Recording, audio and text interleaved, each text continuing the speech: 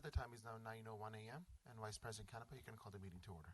Great. Good morning, colleagues, staff members of the public. It's 9 a.m. on December 10th, 2024, and we're calling this regular meeting of the San Mateo County Board of Supervisors to order. Let's start with having the clerk of the board provide information on how the public can participate in this meeting. Thank you, Mr. Vice President. Members of the public, live interpretation of this entire meeting will be provided in Spanish. To access live interpretation services in Zoom, please click the interpretation globe icon in your Zoom webinar controls and select the Spanish language. At this time, I would like my colleague, Victor Hernandez, to provide these instructions in Spanish. Thank you, Suki. Good morning, through the chair. Vice President Canepa, honorable supervisors, Mr. Calighi, Ms. Rodriguez, and Mr. Niblin, all county staff, members of the public, Victor Hernandez with On Point, Spanish interpreter. Buenos días. Les queremos dejar saber que se les proporcionará interpretación en directo de toda esta reunión en español, y para poder acceder a estos servicios de interpretación en directo, usted tendrá que hacer clic en lo que es un icono de un globo, es decir, un mundo que aparecerá al fondo de su pantalla, y después seleccione su idioma, que sería el español. Muchas gracias. Thank you. Thank you very much. Now we'll have the Pledge of Allegiance. If we can all stand.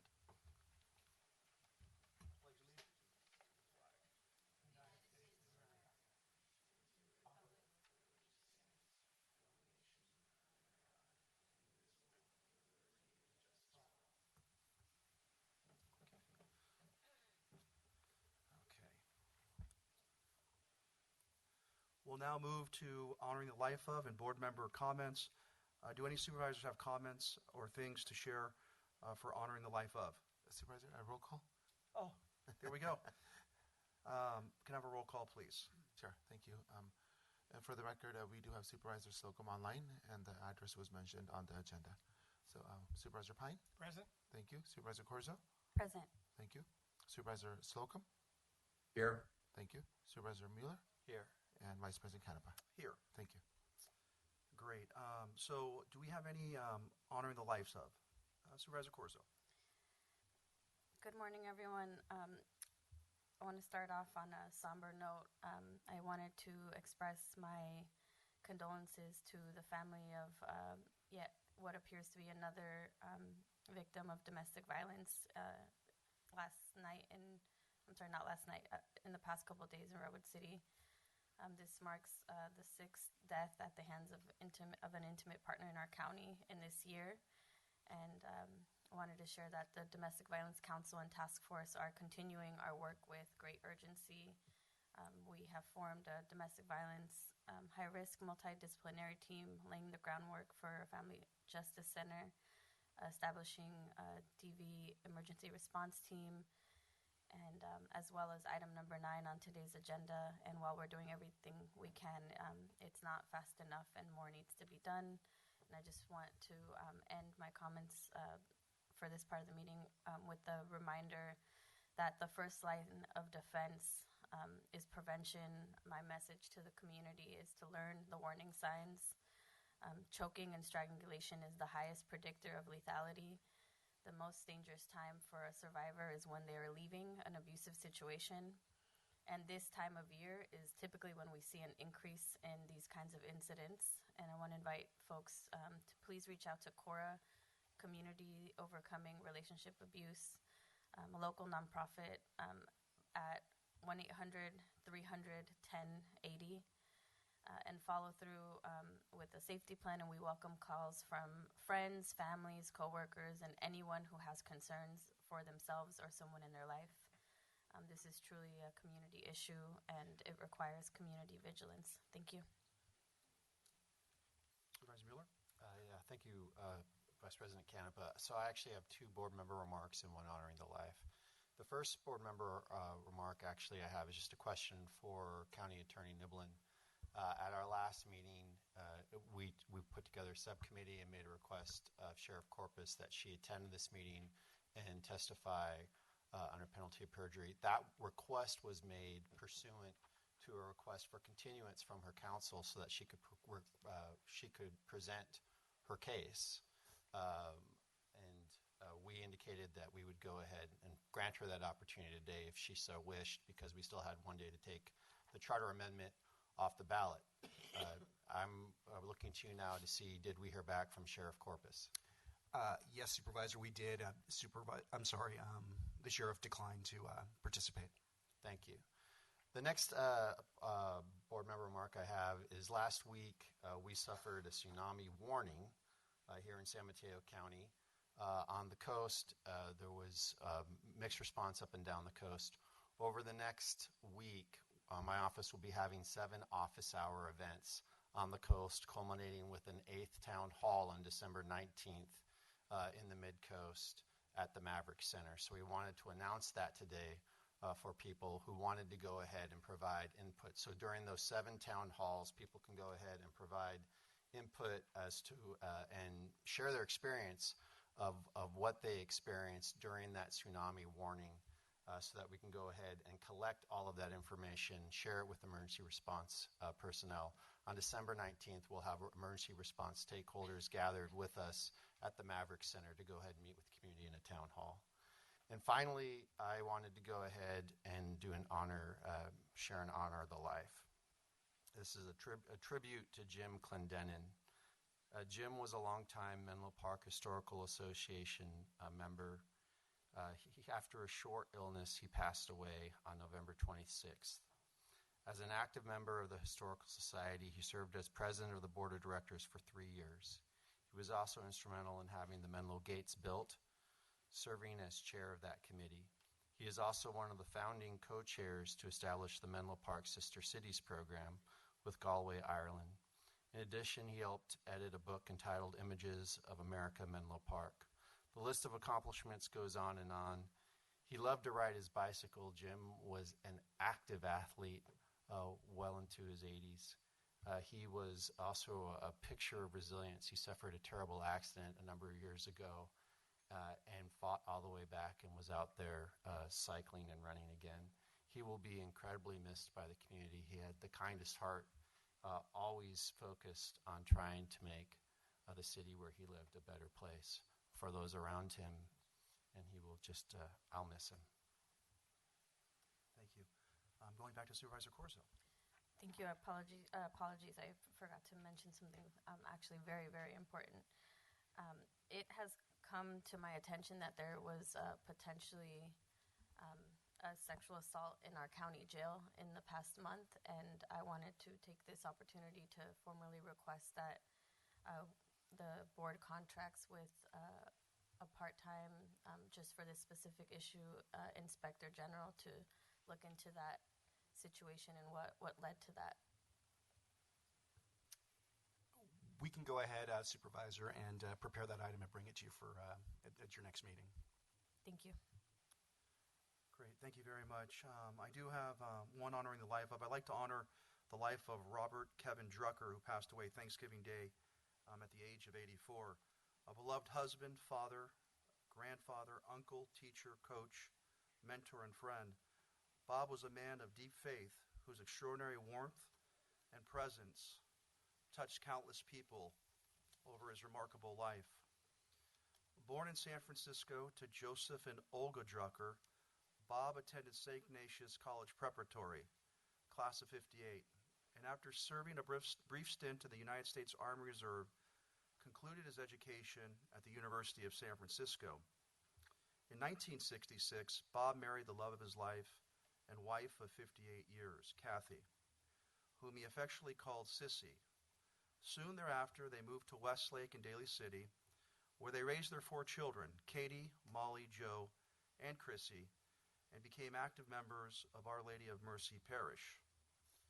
Bob spent his 42-year career as U.S. history teacher, guidance counselor, basketball and golf coach at St. Ignatius College Preparatory. His exceptional legacy will live on through the indelible mark he leaves on the SI community.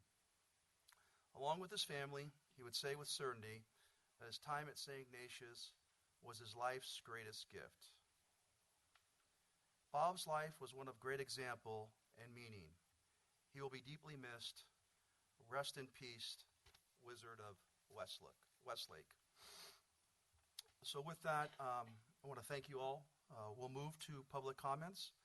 This is the portion of the agenda that is set aside for members of the public to comment on matters that are within the subject matter jurisdiction of the Board of Supervisors, but that are not on the agenda for today's meeting. For matters that are listed on the consent agenda, for matters that are set for closed session. Through the clerk and moving forward, we'll be giving a minute for each speaker. And so with that, Mr. Clerk, I'd like to start with public comment from those here in chambers. Sure. Mr. Vice President, did you want to take item number 1 first before we do public comment? Just to get, because we have several people here for that item number 1. Sure. Why don't we do that? That's a good suggestion. Since we do have people from item 1, let's do this. Why don't we take public comment thereafter? In terms of the agenda, would you like me to set the agenda thereafter? And then once we set the agenda, we'll move into item 1. Is that correct? That's correct, sure. Okay. With that, do I have a motion to set the agenda and approve the consent agenda items? I'll move. Second. We don't want to approve the consent agenda items until we have an opportunity to take public comment on them. I'm sorry, that is one complication with all this. So we'll just have to move public comment to after item 1. Okay. So why don't we do that? Why don't we move public comment to after item 1, and then why don't we move to item 1, if that's okay with everyone? The recognition of Supervisor Dave Pine and Supervisor Warren Slocum for distinguished service as members of the San Mateo County Board of Supervisors. And with that, let me kick it off to our county executive, Mr. Callaghan. Thank you, Vice President Canepa. It's an honor for me to recognize these two incredible board members. During my tenure here at the county over the last 11 and a half years or so, they have been there throughout all the difficult times that we have had through the pandemic, but they have distinguished themselves. And let me start with Supervisor Pine first. Dave, you are one of the most gentle, thoughtful, really down-to-earth politicians I have ever met in my life. Everything that you do and everything that has motivated you has been about doing the right thing for the public. You're just so thoughtful in everything that you do. You come so well prepared. It really has been an honor learning from you. I will always consider you the father of environmental health in this county with the development of One Shoreline and your work on sustainability.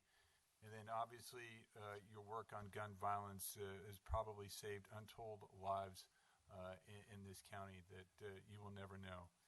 When I think of a pure politician, someone who's here for the right reasons, I always think of you.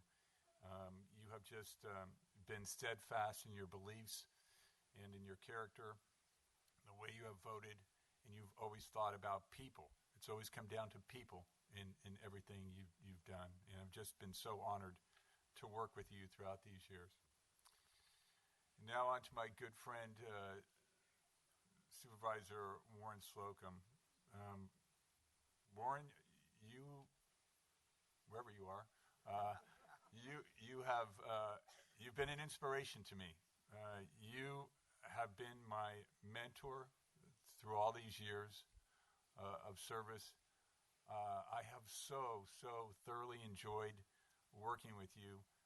You always start every conversation with, well, maybe I don't get all the facts, and then you come up with just some brilliant thought. And I just wish that everyone could really understand Warren's brilliance. I mean, he has collaborated with me on so many different things, and even the creating a remarkable experience, our mantra here in this county came from Warren. He said, let me think about a great acronym, and he came back with that one, CARE.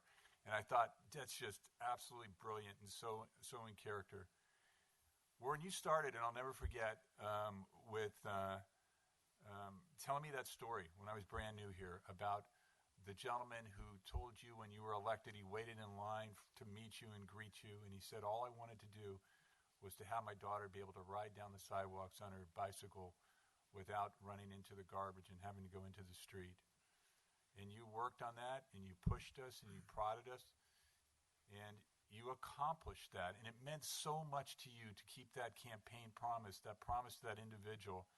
And you look at North Fair Oaks now and how you transformed it over time because of your love for the people there, your love for the community. You and I have had incredible conversations about a myriad of things. I so thoroughly enjoy our lunches and our pancake breakfasts that we would regularly have, and the thoughts that you have had. You will go down as one of the greatest board members and one of the greatest public servants with all your years in the elections assessor's office that this county has ever seen. It has been an honor and an absolute privilege to work with you and Dave throughout all these years. Thank you so much. Great. Thank you. We have a long list of elected officials who'd like to say some words. First, Congressmember Mullen. From Congressmember Mullen's office, we have Mario Rendon, the district director, to present a congressional record in person. Mr. Rendon. Thank you, Mr. Canepa, board members, Mr. Callagy. I believe we have a video from Congressman Mullen, so maybe we can cue that up and then I'll say a few words. Okay.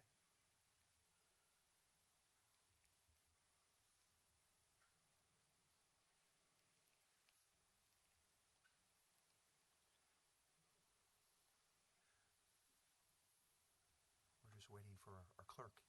Yeah, So. let me find out.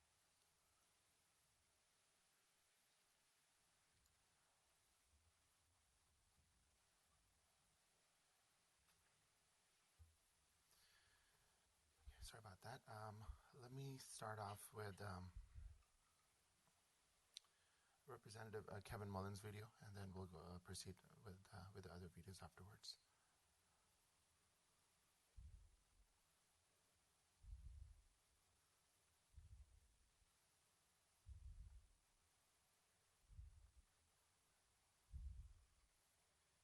Good morning from Washington, D.C. I wish I could join you in person, but I'm glad that technology allows me to send a message honoring two exemplary San Mateo County public servants. I imagine that there is time allocated for each of them, but to avoid queuing a video twice, I've combined my remarks. By my estimation, San Mateo County is one of the best-run counties in California, if not the nation. Certainly during my time in the California State Assembly, San Mateo County was looked upon as a leader. That reputation is a reflection of the county's leadership, both elected and appointed, that has always been at the forefront, looking ahead and making decisions based on future need, not temporary gain, all consistent with the county's shared vision. The policies this Board of Supervisors has produced are always ahead of what others are doing. And in fact, because we go about our efforts in a quiet way to reach goals, we might be overlooked since we are not always seeking the limelight, broadcasting what we're accomplishing. Our end results are solid, a product of teamwork and the spirit of partnership and collaboration. That approach has been coined the San Mateo County way. The results speak for themselves. We do have a way of accomplishing things that others can only imagine in a thoughtful and engaging process. I can think of no finer example of these core San Mateo County values than Supervisor Dave Pine and Supervisor Warren Slocum. We have been blessed to have them both at the proverbial helm, guiding and leading stewards for the greater good. Reading through their biographies and their list of accomplishments, I am amazed at what these gentlemen have achieved, not for their own acknowledgement, but always as a part of a team and doing what is in the best interest of the residents of San Mateo County. I've had the privilege of working with both Dave and Warren, and I'm glad to have been witness to their success. Dave, what you have accomplished on environmental policy has set the county on a solid and transformative path to help our communities address and adapt to climate change. From your work with Supervisor Carol Groom on the creation of Peninsula Clean Energy, to establishing One Shoreline, to your work with regional bodies to maintain, support, and enhance the health of the Bay, all will be impactful for generations. Warren, from the time you and I met, we shared a joint passion for technology. I'm glad we had a chance to engage our community for almost a decade with our Connect conferences. Your work on affordable housing and Home for All, your engagement with nonprofits and those that serve our most vulnerable communities, and your dedication to improvements in North Fair Oaks, which you showed me firsthand, have also been transformational. Both of you have dedicated time to lifting up communities that don't often receive the attention that they deserve. For Warren, it is veterans. For Dave, it is the LGBTQ+ community. You have given them a much-needed voice through the creation of commissions that have made a difference. I could go on, and I know others have many wonderful things to say. I'll just add your accomplishments are now part of our nation's history, as they have been entered into the congressional record, which chronicles the work of Congress. My many thanks for your dedication of time and talent and your sacrifice that leave our communities in a better place. Thank you for your service, and God bless. So on behalf of Congressmember Kevin Mullen, I do have the congressional records that he mentioned here for each of them. I'm just going to add my own personal note that I've also had the pleasure of working with Supervisor Pine and Supervisor Slocum, and it was always a learning experience for me. Things that Mr. Callaghan has said, Mr. Mullen said, and others will say about them, I've had a chance to witness them personally. So thank you for your service, but also I'm going to add a thank you to you for hiring the staff that you have hired. I've had the pleasure of working with them, both past and present, during your entire tenure, and that's also a reflection of the kind of individuals you are. So on behalf of Congressman Mullen, and I'll just say that the San Mateo County community, thank you so much for your service, and we'll see you tomorrow night. Thank you so much.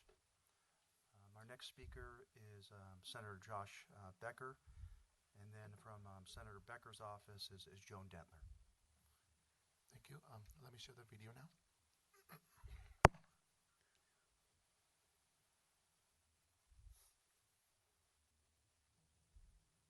Hi, I'm State Senator Josh Becker, and I'm honored to be able to recognize two extraordinary public servants, Dave Pine and Warren Slocum. Sorry I can't be with you in person. I'm in Washington, D.C., but I will be back for the celebration on Wednesday. These two both epitomize, honestly, the best of public service and just a tremendous commitment to public service, to the community, only in it to do the right thing and help our county. Warren, I got to know in your time, both before you're a supervisor and as a supervisor. I've appreciated your friendship and your leadership and your representation of a very socioeconomically diverse district. And you've done that with grace and with tremendous leadership. I was talking to Larry Moody the other day, a longtime city council member and mayor in East Palo Alto, and I asked him about you. He said, for 20 years, Warren was the perfect mentor and coach. And I thought that summed it up very well. I've appreciated how you've always led, focused on equity and social progress, really trying to measure social progress in our community. I appreciate your leadership before that as the Chief Elections Officer and Assessor County Clerk Recorder, and many innovations that you led in that role, but particularly your role with veterans and the work that you've done that has made life measurably better for over 27,000 veterans in our county. I know it's always been important to you. I'm just very grateful for that. Glad you'll be able to spend more time with your wife, who herself also epitomizes that commitment. Obviously runs in the family, her 2 decades on the Redwood City School District Board of Trustees.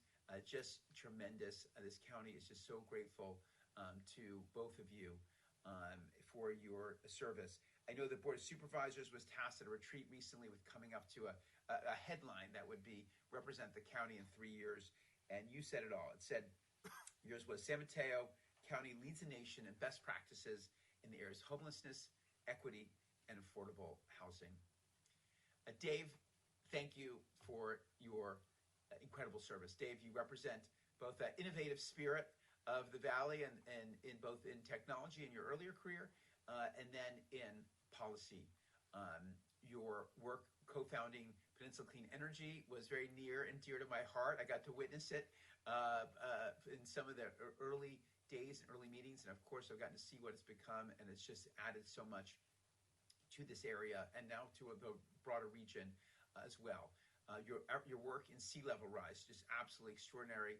The county's been visionary Thanks to you and your work and leadership, and I got to work with you in my role as the budget sub-chair for resources and helped work with the county in that area. And thank you for your leadership. But I really got to know you most in the Child Care Partnerships Council. Before I was even elected, I got to serve on the Child Care Partnerships Council and get to see your leadership there. And I learned so much. And I served on the policy committee, which gave me lots of policy ideas. But also we covered building more child care centers, and then the workforce, and making sure that we can work together to raise the wages of the workforce, which we have done really substantially. Still way to go, but we've raised it very substantially. And again, thanks to you. And that's just some of the areas that you've led, including with Pride Month and the commission that you helped create on LGBTQIA+. Just tremendous leadership. We're going to miss both of you. I look forward to being back and celebrating with both of you in person, and just my thanks for your tremendous service to our community. Joan? Thank you. I'm happy to be here on behalf of not just Senator Josh Becker, but on behalf of the entire San Mateo County State Delegation. That would be, in addition to Senator Becker, would be Senator Scott Wiener, Assembly Member Phil Ting, Assembly Member Diane Papin, and Assembly Member Mark Berman. We have chosen to each take one of the retiring supervisors to lead a resolution from the California State Legislature. We were fortunate enough to draw Supervisor Slocum, and I will not read the entire document, but I will highlight just the very last paragraph. Whereas, as a result of his tireless hard work and unwavering commitment to the County of San Mateo, Warren Slocum has compiled an impressive record of personal and civic achievements, one that has earned him the admiration and respect of those who have had the privilege of associating with him. Now, therefore, be it resolved by Senators Josh Becker, Scott Wiener, and Assembly Members Mark Berman, Diane Papin, and Phil Ting, that they take great pleasure in commending the Honorable Warren Slocum as he completes his term as the member of the San Mateo County Board of Supervisors, applaud him for his admirable record of civic leadership and dedication to enhancing the lives of the people of San Mateo County, and convey their warmest best wishes for continued success and personal satisfaction in the years to come. And like Mario, I would also like to add my personal thanks to the supervisors and to their staff. It's been a pleasure to work with Linda and Marcy and the entire staff as we do frequently. So I would like to thank you, and I will now leave this for Supervisor Slocum, and I believe we have another one for Supervisor Pine. Great. Thank you very much, Joan. That brings us to Assemblymember Diane Papin and David Baruto, District Director. Thank you. I'll share the video first.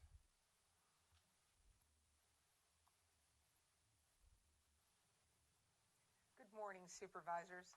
I wanted to extend special greetings today to two pillars of our community, Dave Pine and Warren Slocum. Both of you have generationally defined the civic life of our county and our local communities.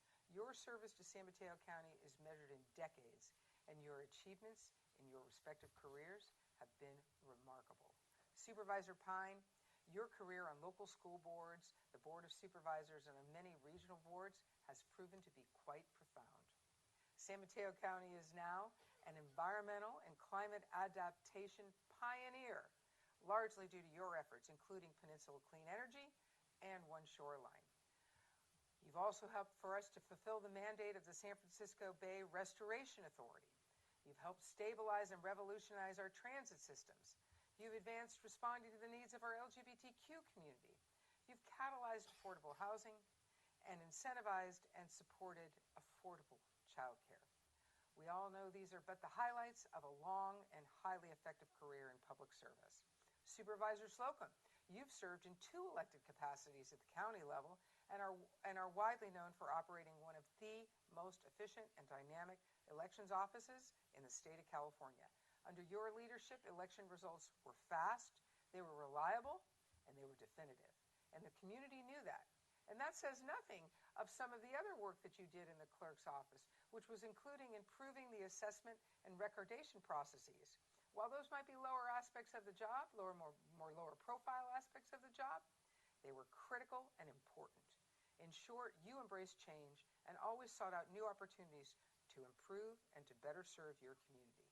Upon your election to county supervisor, you immediately sought to help those you represent by bringing resources directly into those communities, and in particular to North Fair Oaks. That community now benefits from our county service offices and directly embedded in the community, has new parks, better roads, and all of the infrastructure communities rely upon. As a veteran, you also took up the standard to advocate for our local veterans by expanding the county's Veteran Service Office, creating the Veterans Commission, and sponsoring events to engage veterans so that they could get the support that they needed and they earned. It's obvious to anyone who has watched your respective careers that you are both passionate public servants who have a great desire to simply improve the lives of those you represent and the greater community.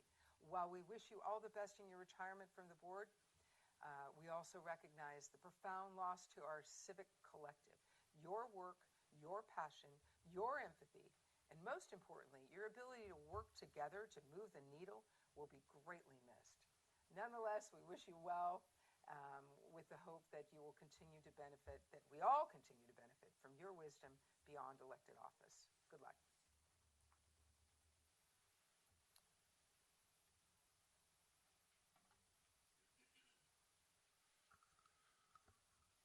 Good morning, Mr. President, members of the board, Supervisor Pine. I elected to do this resolution for obvious reasons. Dave, we spent an 11-and-a-half-year journey together. The videos so far and the speakers have, talked about all of your accomplishments, which are just almost too many to list. Having worked for you and helped you do some of these things, I know really how profound an effect you've had on this county, but also the region. And there's a lot of things that people are not going to know. I mean, we know some of the big strokes that have been talked about, but there's so many smaller things that, not necessarily smaller, but things that people just never recognize or really truly understand that well. Like the fact that current and future employees of this county are going to have a pension fund that's just rock solid. That's because of your architecture. It's something you saw early on. And that's typical of how you operated. You would see things that needed to be fixed, and you fixed them. And it was always, not necessarily without a fanfare, but you just wanted to get the job done. As your communications director as well as your chief of staff, that was a little frustrating to me because I always wanted to announce that to the world, but your response was always like, meh. You were just more interested in the policy. But seeing how you operated was always so impressive. I mean, I know that you were always the smartest person in the room, but that was something you showed. It was not something that you would try to, brag about or make known. It was something people learned to appreciate about you. Never talked down to anybody, always engaged. And you were a very humane person. I mean, there was more than once where we'd get constituent calls, sometimes maybe it was someone with a mental health issue, and sometimes you'd call them back personally and talk to them at length and help connect them to help. And these are the things that nobody's going to see, but that's actually the most important part, is what people do when they're not being seen and how they conduct themselves. That tells you who they really are. And you are really a truly great human being. And then to the larger accomplishments, yes, you have actually changed the face of this county and this region in both public policy and its physical landscape as well. To my mind, you're probably the most effective local leader that's ever been in San Mateo County, I think, hands down. So we're going to have to find some good stuff to name him, name after him. So I just really wanted to be here on a personal level, although we'll see you tomorrow night as well, to express to you my gratitude for the opportunity to work with you for those 11-and-a-half years and for the remarkable effect that you've had. So for your successor, there's some very big shoes to fill, and I know that we're going to miss you on this landscape because you've just done so much for this community at so many levels that we'd love to keep you around longer, but retirement comes. So thank you so much, and we're going to have a resolution. Maybe we can do some photos. Yes. All right. Then we'll present this to you right now, I think.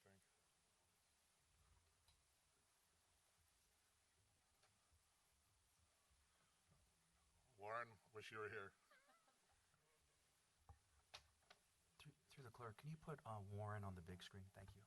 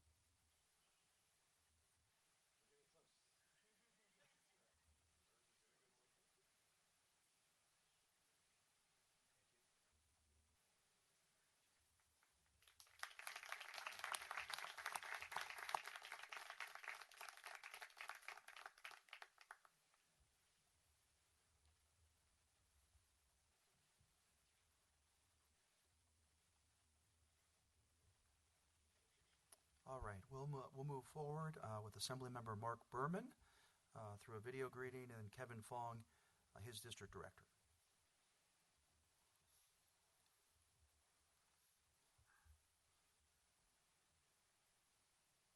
Hi, everybody. I'm Assemblymember Mark Berman, and I want to offer my sincere appreciation for Supervisors Slocum and Pine for their service to San Mateo County on the Board of Supervisors and the incredible impact that they've had on so many people's lives.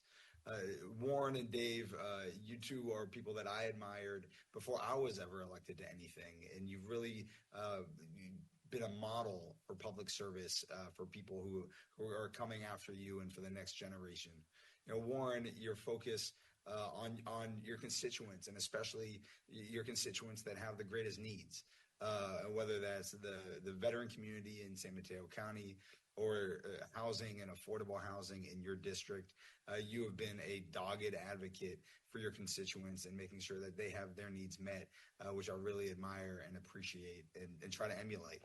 And Dave, your visionary leadership on environmental issues and on flooding and sea level rise and childcare and support and allyship for the LGBTQ community. You really have been a leader on a lot of important issues for San Mateo County and for all of California. And so I'm so grateful to both of you. You both have been advisors to me when I've needed it over my 8 years in the Assembly and in my 4 years on the Palo Alto City Council before then. And I really, really, really appreciate the legacy that both of you lead, the positive impact that you've had on San Mateo County residents. And I, just want to wish you a well-deserved retirement from public service. But just because you're no longer in office doesn't mean I won't stop calling you for advice.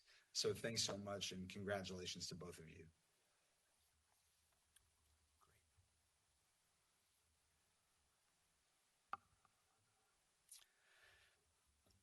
On behalf of Assemblymember Berman, I just wanted to thank Supervisor Pine and Supervisor Slocum for their years of dedicated service to San Mateo County and its residents.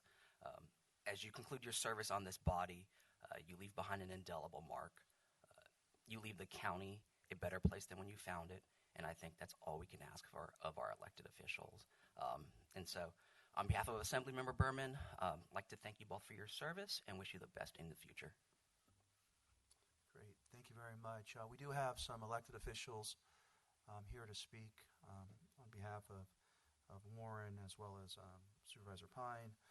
So the first is Donna Colson, Mayor of Burlingame. Thank you, Honorable Supervisors. It's a pleasure to be here today. I'm here to talk about Supervisor Pine, but I would be very remiss not to mention Supervisor Slocum as well. It's been my great pleasure to work with him on something very important to me, and that is San Mateo County Home for All.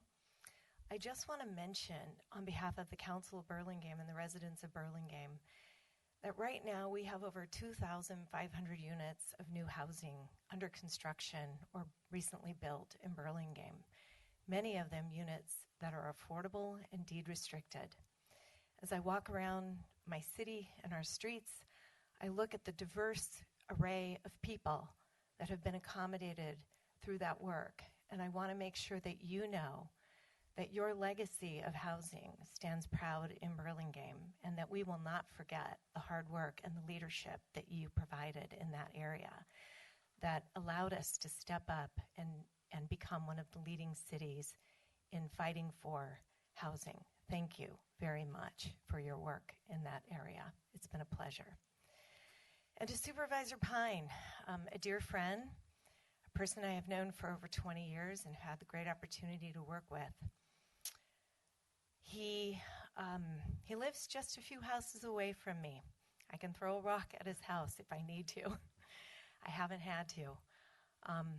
I was actually trying to retire, and one of the things I was trying to do when I was trying to retire was to get Supervisor Pine to consider running for the Burlingame City Council, since we're in the same district together. But alas, no avail. He retires, I carry on. But I'm here today not only to thank you on behalf of the City of Burlingame, but also specifically as the chair of the Board of Directors for Peninsula Clean Energy, something that you and I have had the opportunity to work on now for almost 9 years. I wanted to make sure that the Board of Supervisors and the public knows that the Board of Peninsula Clean Energy elected at the last meeting to create an honorarium, a grant in the honor of Supervisor Dave Pine that will every single year be given to a local NGO or nonprofit to help that agency work on electrification and decarbonization, focusing specifically on groups that wouldn't have had the opportunity without a small little boost. And we really hope that this award every year continues to carry on the legacy and the well-meaning of Supervisor Pine and his big heart and his focus on environmentalism. We also hope that you'll join us in helping award that every year. So thank you very much for your service, for your graciousness, for your kindness and your friendship. It's been a pleasure to work with you, Dave, and I look forward to just getting to have you as my neighbor. Thank you. Bye-bye. Great, thank you so much. Through Zoom, we have City of South San Francisco. Is James Coleman online there remotely? Yes, thank you. Please proceed. Mayor Coleman. Yes. Hello, good morning. On behalf of the City of South San Francisco, I want to thank Supervisors Dave Pine and Warren Slocum for their over a decade of leadership to the County of San Mateo County. Your leadership makes me proud to be a San Mateo County resident. I am a proud constituent of Supervisor Dave Pine, and the incredible partnership with the City of South San Francisco. Our city would not be what we are without the leadership and collaboration with the county.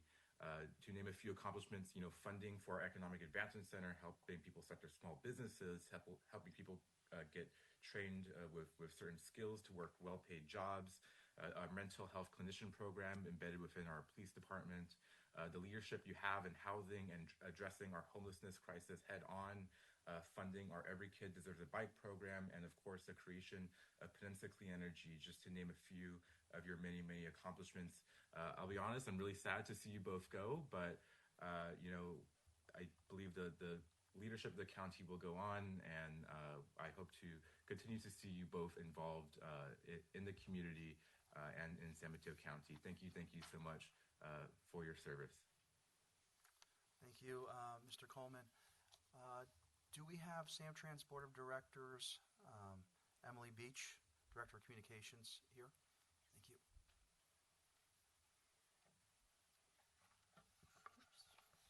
Good morning, President Slocum, Vice President Canepa, honorable members of the Board of Supervisors. Thank you for having me today. I'm Emily Beach, Chief Communications Officer for the San Mateo County Transit District.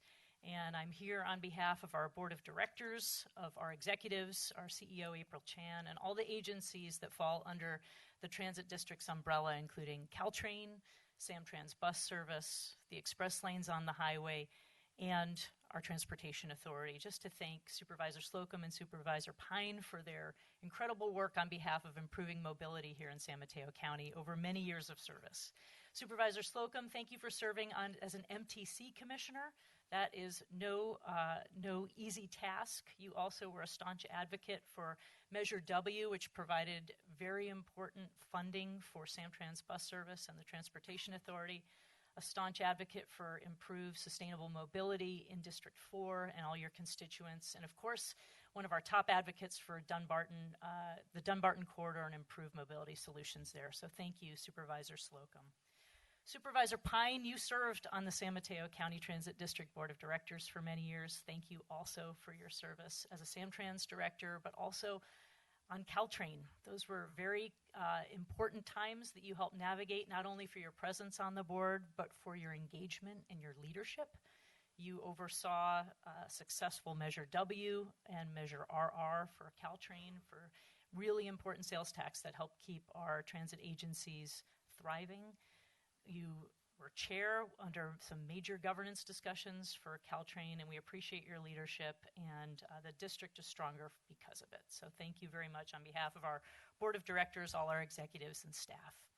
If I may, I'm going to take off my transit district hat for a moment and just speak personally to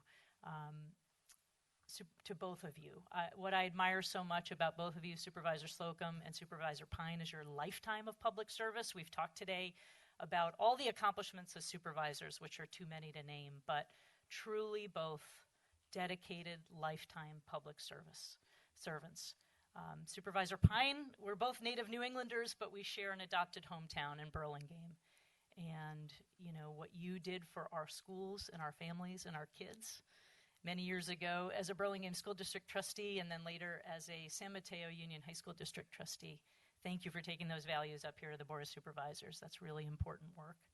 And Supervisor Slocum, one of the things that means the most to me about your work is your service to the United States Army as a combat veteran in wartime.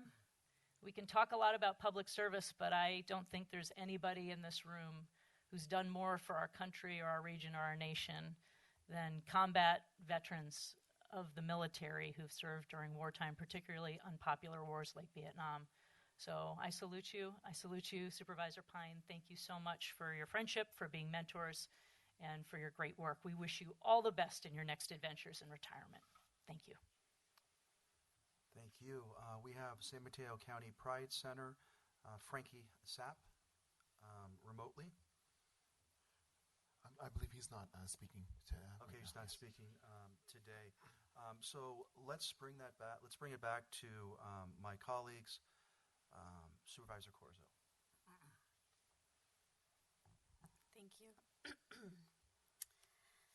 Supervisor Pine, your kindness and caring for the environment, children, the LGBTQIA community, your work with the gun violence prevention program, and so much more have left an enormous impact on our community, and it's truly been my honor to work alongside you on several of these issues, especially in the last couple of months, and I'm sincerely committed to continuing to see that work through as best I can, and want to thank you for trusting in me to work on some of those things together.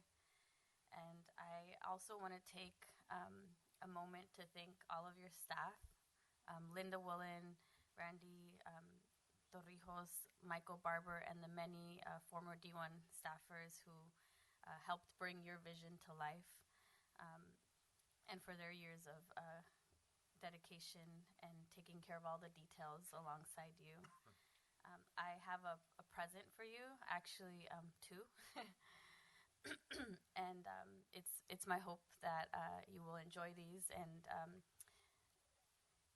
so here it goes. First, I have a book called Good People.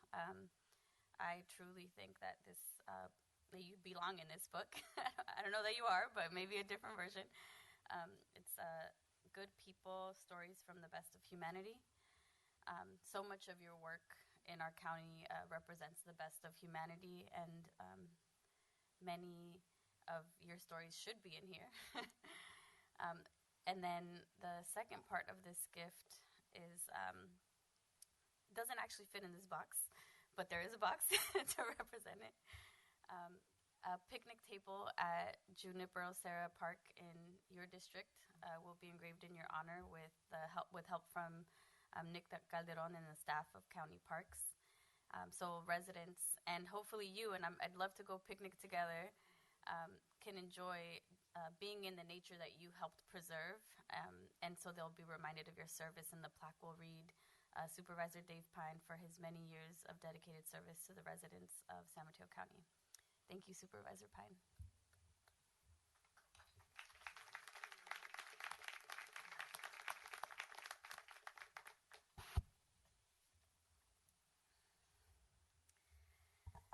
Okay. Supervisor Slocum. When I first came into office, I was mourning the loss of my former board buddy on the San Mateo Foster City School Board, and I would joke with people that I needed a new board buddy. And quickly after coming into office, Supervisor Slocum, you became my board buddy, and not only supported me in learning the ropes, but you also became my mentor and my friend. So I'll share a couple of the takeaways from the many, many lessons that you taught me. From learning about how you organized your work and set your quarterly goals. Still working on that, by the way. To telling me your stories about your time in the Army and its long-term impacts on you. From working together on supporting tenants and you making room for me and my priorities in that work, to helping me develop the confidence and clarity to lead in my own way, from allowing and inviting me to meet with many of your constituents. It's honestly my hope to one day be able to replicate the kinds of investments and foundations you've developed in your own district. And most importantly, for caring about me as a friend and a human. Your commitment to your family is something I also deeply admire, and I'm honored that you made sure I had the opportunity to meet your amazing wife, Maria Diaz Slocum, who's a legend in her own right, and most definitely a good influence on you. I have no doubt that you wouldn't be the man you are without her. So thank you, Maria, for all of your love and kindness, and for continuing to support my board buddy. And fun fact about Warren Slocum, his uncle actually created the synthetic, you shouldn't have told me this, Warren, I'm going to tell everybody. Warren's uncle created the synthetic opal. Opals happen to be my favorite stone, and so knowing that they're a part of your family legacy makes me love them even more, and I actually wear them every single day. So I could go on, but I'm trying to compose myself and not cry here. So Warren, on a personal note, I'm just so grateful to call you my friend and to know that I can count on your unconditional support. It's been amazing working alongside you and knowing that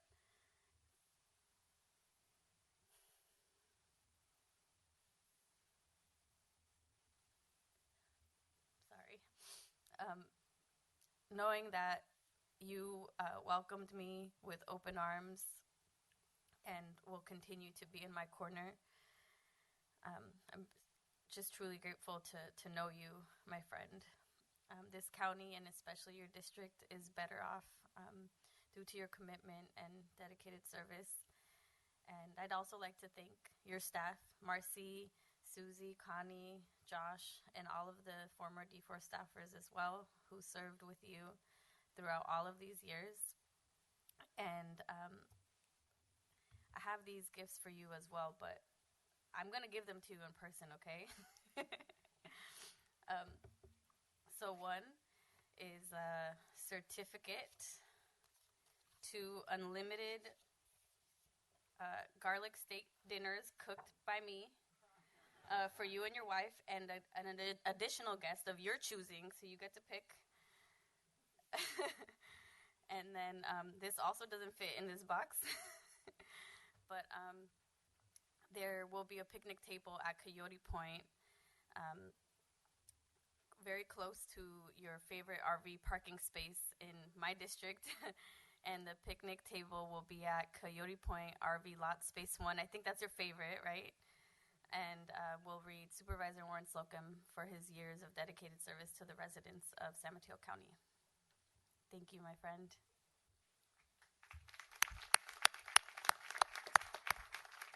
Supervisor Mueller? Yeah, this is, I honestly feel like I'm going to throw up. Both of you have been a constant since I became involved in anything related to public service in this county. Dave, your campaign was the first one I ever worked on in the county. I remember meeting you. I'm not even sure I was a commissioner yet when I worked on your campaign. And I got to know you and worked in Menlo Park. I remember sitting in Cafe Zoe making phone calls for you and talking to people about you. And you far surpassed anything I ever said to anyone on the phone of why they should vote for you. Your ability to be driven by your values on what you think the world needs, and then be completely unafraid to go after that moonshot and bring other people along with you and execute on it, has changed San Mateo County. And it really has changed the state because others have seen it and they think we can do that too. And I remember when I remember being a council member, and when I'd get the announcement that you guys were going after something next, and I'd think, oh wow, I don't know if they're going to get there. And just the truest gentleman and with the lion's intellect just executed and brought it to fruition over and over again. And in the toughest of circumstances, Emily talked about Caltrain. You put yourself in the middle of some tough fights and did what you thought was right and just brought peace. And I've watched it time and time again. Just be able to serve on the board with you has been a complete honor. It ended too quickly. And I'm a better public servant having been able to watch you and be inspired by you. Really going to miss you. And Warren, you took me under your wing pretty quickly. I remember Maria and you bringing me to Sal dinners and phone calls, and the way that you pivoted from bringing innovation and that commitment to making sure that everyone had the ability to vote and was accounted for, and your belief in that so true.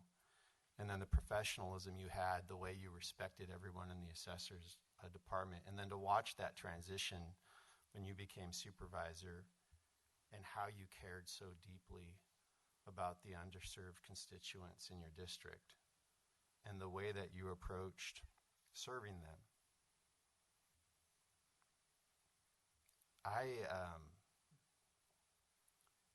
Warren, the truth is, the mentorship at some point, and I'm not afraid to say it in front of everyone, at some point I lost my dad in 2019. And I remember those phone calls throughout the pandemic with you, that we would talk pretty regularly about how we'd help people or what needed to be done. But in a lot of ways, Warren, you helped get me through that time period when I needed a mentor. And to be able to serve with you on this board, you always you always cut down to what the common sense solution is that's going to help people. You just you have a way of just getting right to it. It doesn't matter if it's in a meeting here or it's a meeting amongst the five of us. You have a way of at the end of just saying, okay, let's cut through the nonsense. Let's get to the heart of what matters. And you get everyone refocused on it, and you get the result that's going to impact people most. I've missed having you here at the board, but the strength that you're there with us, your voice, your presence, your phone calls have really brought this board tremendous strength through all of this. And I honestly don't know what it's going to be like without the both of you here. We're going to be drafting you constantly and calling you constantly. So thank you. Thank you very much. Let me just say the past 8 years I've served on this board has been the most meaningful and rewarding experience in my life. And I couldn't be prouder than to share that time with Supervisors Pine and Slocum. The way you both conducted yourselves, the care you've taken for your constituents, your innovation, passion, and compassion you've taken in your work has truly been inspiring. Combined, we are losing 25 years of experience on this board today, and you've both paved the way for your predecessors to succeed. I think we all share a common goal to lift up the voices of everyone in this county, regardless of the zip code you reside in. I want to thank Supervisor Pine for your advocacy for bringing more county services to the North County, including the new Wellness Center and the Economic Advancement Center in South San Francisco. Your work with Peninsula Clean Energy and One Shoreline have not only helped reduce the county's carbon footprint, but has also highlighted the real risks the county faces with sea level rise and the actions we must take to mitigate it. I want to also applaud you for forming the first LGBT plus commission in the state of California. And if you can imagine this, Dave, it's turned 10 years old. Your accomplishments have been amazing. Supervisor Slocum, Presidente, the work you've done in North Fair Oaks and the incredible transformation that has been undertaken on Middlefield Road has and will uplift the residents in the area for generations to come. The work you've done to uplift and care for generations of veterans will be a legacy this board will continue to follow far into the future. It's been a pleasure to serve as your vice president twice. First, during the height of the pandemic in 2020, when these meetings were done remotely, to this year in 2024, which has been incredibly challenging, but a challenge that you have faced head on. Thank you for your service to the residents of the county and the entire Bay Area, and I know both of you will be doing extensive traveling with your families, which you both deserve to do. I just want to read something that I think warrants some consideration. And this is the citizenship of the Republic, and this was in 1910 by Theodore Roosevelt. Man in the arena. It is not the critic who counts, not the man who points out how the strong man stumbles, or where the doer of deeds could have done them better. The credit belongs to the man who is actually in the arena, whose face is marred by dust and sweat and blood, who strives valiantly, who errs, who comes short again and again, because there is no effort without error and shortcoming, but who does actually strive to do the deeds, who knows great enthusiasms, the great devotions, who spends himself in worthy causes, who at the best knows in the end the triumph of high achievement, and who at the worst, if he fails, at least fails while daring greatly, so that his place shall never be with those cold and timid souls who neither know victory nor defeat. And so on behalf of the board, Supervisor Mueller and myself and Supervisor Corzo, what we've done is there are two books. The first book is for Supervisor Pine. It's 100 Parks, 500 Ideas. And so we know that you walk a lot and you love parks, and so this is for you. It's on behalf of the board. And Lonely Planet, this travel book, it's a journey through every country in the world. And so this might keep you busy. Thank you. You're welcome. And then finally, for Supervisor Slocum, we have two books. It's the Complete National Parks of the United States, not the first edition, Warren, but the third edition. 400 parks, monuments, battlefields, historic sites, scenic trails. And then finally, and this is pretty cool, it's Destinations of a Lifetime, 225 of the world's most amazing places. So these are just tokens of our appreciation. And thank you for what both of you have done. Really appreciate it. Through county attorney, should we take public comment next, or should we ask the supervisors to say a couple words before we do that? I think we should probably take public comment unless the supervisors feel strongly they want to comment now. And I actually was hoping I could just say a couple words myself. I've been thinking about this day for a long time, actually. I know that our world collectively is getting set to change here in a little bit. And slipping through one of my favorite books, and there's a line in it that says that work is love made visible. And it's really been my privilege of our office, actually, to work with Supervisor Pine and Supervisor Slocum as they themselves do their work to make love visible in our county. And I've had a chance to reflect. I'll start with Supervisor Pine on all the ways that you've sort of manifested your love for our community and for those of us who live in the community. Sort of the work you've done around the environment and firearm safety.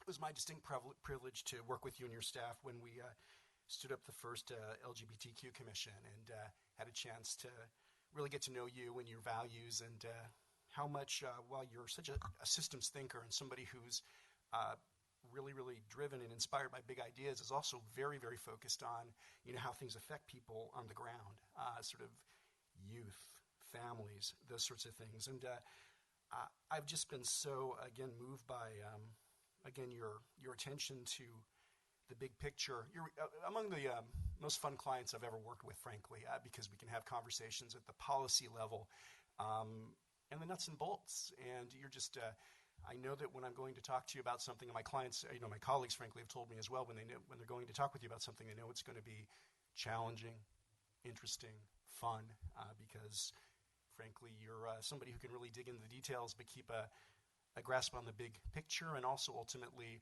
a grasp on how these things affect people on the ground. So it's been our great privilege as an office. It's been my privilege over the course of, I guess, as many years as you've been here to work with you, and I'm hoping we can stay in touch. Supervisor Slocum, I feel particular affection for you. One of the first things I did when I came to the county, the county council at the time sent me over to the assessor's office to go and chat with the supervisor, at the time the assessor, about one of the assessment appeal matters that we were working on. And from that point on, I was just sort of under the sway of this really impressive person who could tell stories, could really grasp policy, could really understand how policy affects people, again, on the ground. So I think a lot of folks know that Supervisor Slocum and I are both veterans. He used to like to razz me, still does actually, as a non-commissioned officer. The tables being turned here, and me taking orders from a sergeant, which is probably the way it's always been, frankly, given the way my career went. But in any event, I have a deep affection for Supervisor Slocum, and again, because of the love that he brings to the work he's done and the things that he's really focused on and the things I've had an opportunity to support him on.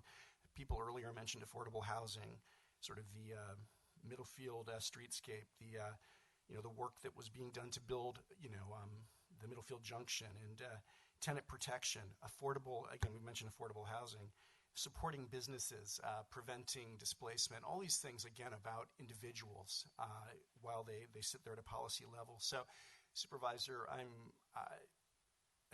you're a great friend, a great mentor, and I feel very privileged to have had the opportunity to benefit from your guidance over many years. And it's been a privilege to work with you. And again, like someone else did, I'll salute you as well. Great. Well said. Should we take public comment? Sure. Thank you, Vice President Canepa. We'll start off with Dana Chung, and followed by Jim Lawrence. And through the Vice President, we're allowing 1 minute per person.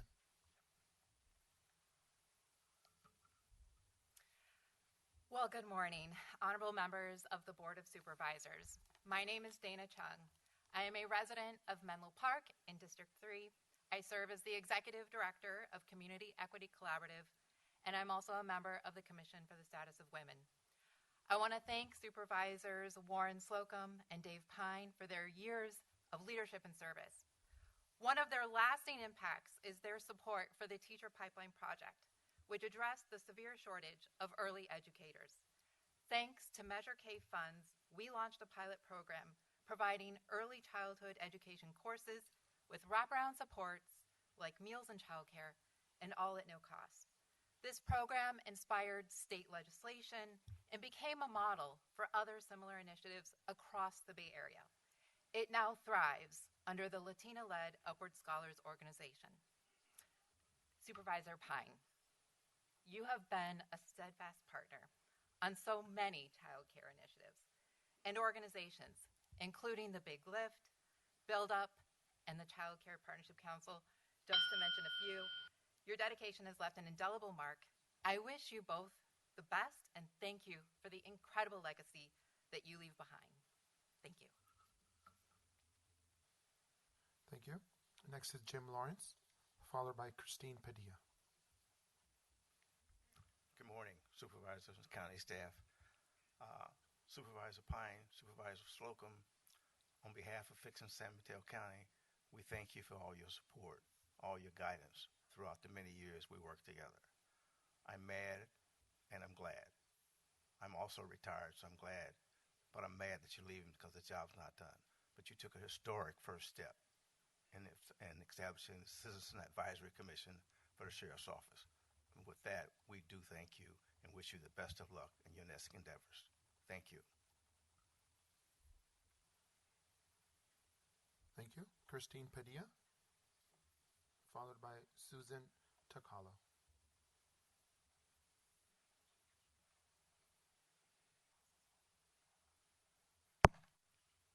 Good morning. I'll try to do this in 1 minute.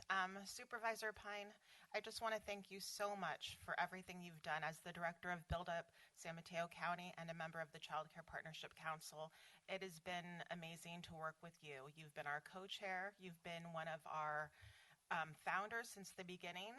Dave Pine's wise words were, we need someone to wake up every morning and think about childcare, and that's what created Build Up and my full-time job. Thank you. So I really appreciate everything you've done throughout the county. Clearly too many things to name, but we will miss you so much, and we appreciate all of the guidance you've given to us. And to Supervisor Slocum, thank you so much for all of your votes in support of emergency funding during the pandemic. And as someone who grew up in Redwood City, thank you for caring so deeply about Redwood City and North Fair Oaks. We're going to miss you so much, but Dave, thank you for helping start all of this. We appreciate it. Thank you. Our last speaker from Chambers is Susan Takalo. Good morning. My name is Susan Takalo, and I'm part of the Commission on the Status of Women and also the Pride Initiative. And so I just wanted to publicly acknowledge Dave Pine's work helping to set up the LGBTQ+ Commission. It's made a big impact, and I want to thank the entire board for their partial funding of the Pride celebration. It's really a special place that we have here in San Mateo County that helps support our community. Thank you. Thank you. Madam Clerk, please proceed with the online comments. Sure, yes. And we are now having 5 speakers. Afro Bushido Academy, followed by Dan Steding. Afro Bushido, please unmute and begin. All right, thank you. My question has to do around Sheriff Corpus. So, please hold this comment. We're not on that item at this time. We are honoring the board members. Thank you so much. Okay. Dan Steding, followed by Carlisle Young. Dan, please unmute and begin. Thank you, Supervisors. Can you hear me? Yes, thank you. Thank you. Before I thank Supervisor Pine, I just have a 3-second administration sidebar. I had my hand raised previously for supervisor remarks. This is one of the few times you'll hear every politician agreeing Dave Pine is the smartest man in local government in California. That's not my comment. That's one of the 8 constitutional officers in California, Governor, Lieutenant Governor, Secretary of State. I'm not going to tell you which one. Many of you aren't aware Dave is one of the few California legislators that has served in 2 states, first in New Hampshire House in the late 70s, then in California.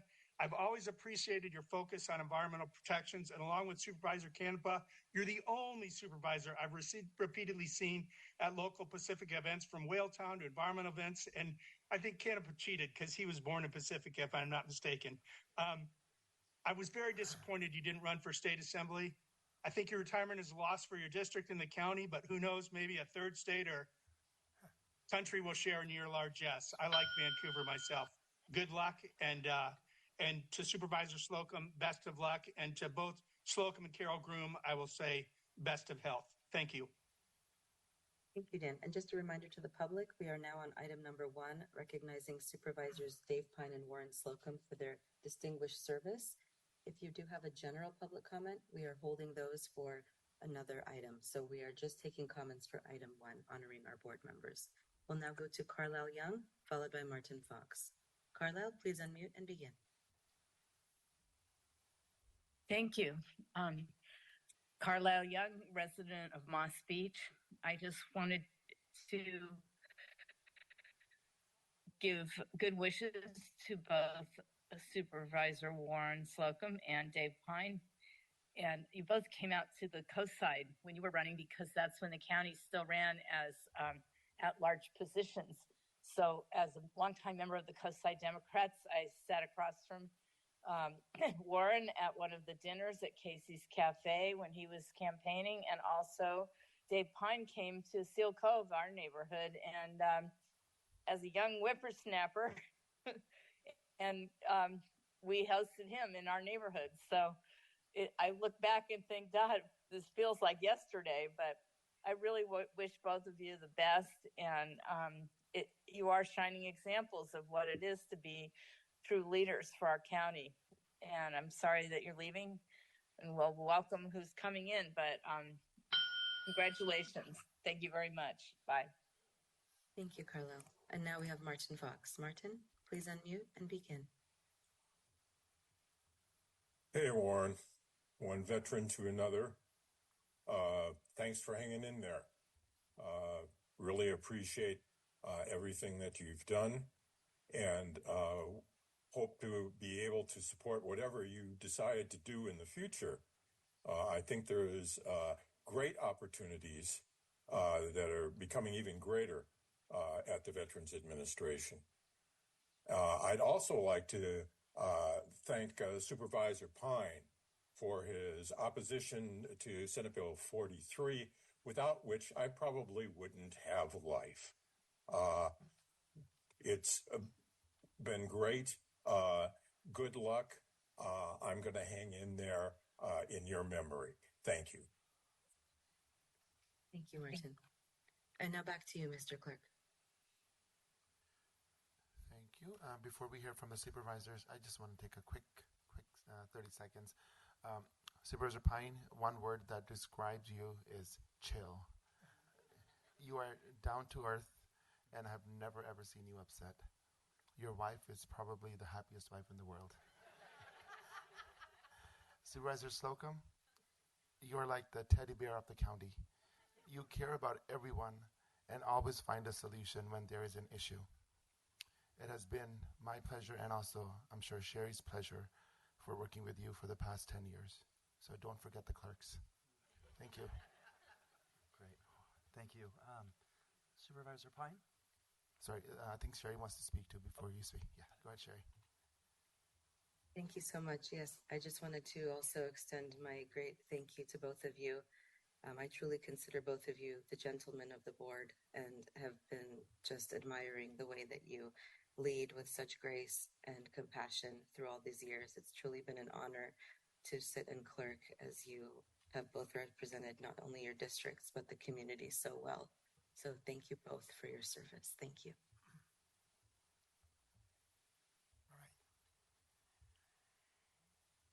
Well, thank you, everyone, for your very kind words today. They really mean a lot to me. It's been a great journey serving on this Board of Supervisors for 13 and a half years, and I'm so fortunate to have worked with all of you. You know, I leave office today with really a great sense of gratitude. You know, first, I thank my family. Serving in public office can be demanding. Requires a lot of time on weekends and evenings, and you have to ask your loved ones to put up with a lot. And so I thank my family for their support, you know, over all these years that made all this possible. I'm also very grateful to have had the chance to serve in this unique and wonderful county, San Mateo. We live in a remarkable place, really one of the best places in the world. And as elected officials, we have the opportunity to touch so many issues. And we do so knowing that there's a spirit of collaboration and cooperation and an attitude of getting things done that's really unrivaled in the state.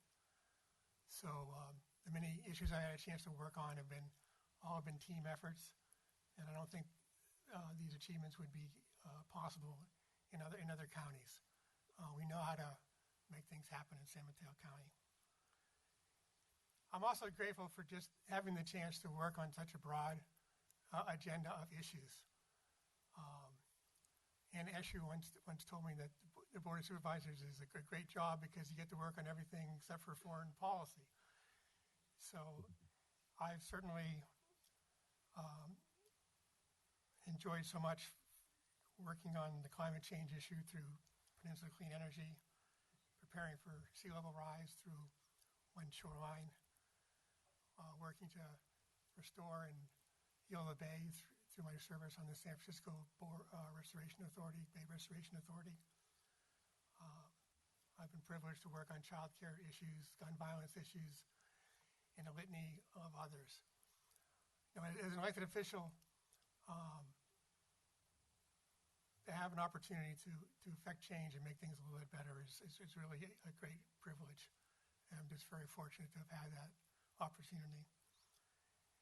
And then I'm just so grateful for having the opportunity to work with so many outstanding people. Starting with my colleagues here on the board. It's a great team. We've accomplished so much together. I've had a chance to work with some prior teams which are also just tremendously effective. You know, we too bring that spirit of collaboration and an attitude that we want to make things better and put the politics aside for the betterment of our community. I thank Mike and his team, John Niblin and his team, and all the department heads and their teams. I mean, talk about a talented group of individuals. We are just blessed to have the quality of people that we do here and that can implement this board's vision and make San Mateo County the finest county in this state. To my staff, Linda Wolin, Randy Trios, Michael Barber, and my former Chief of Staff, David Bruto. I can't thank you enough for all your support and putting up with my quirks and helping me be an effective supervisor. It's been a pleasure to work with each and every one of you. Together, we've accomplished a great deal, and I'm proud of my service and and thankful for the opportunity that I've had. Thank you.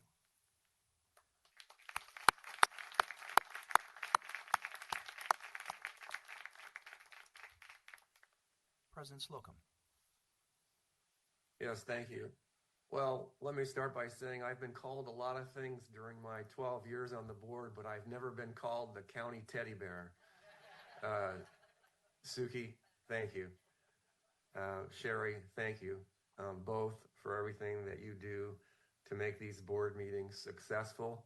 I know it's a lot of work, it's a lot of stress, and things come in at the last minute, and through it all, you've been true professionals, and it's been my honor to serve with both of you.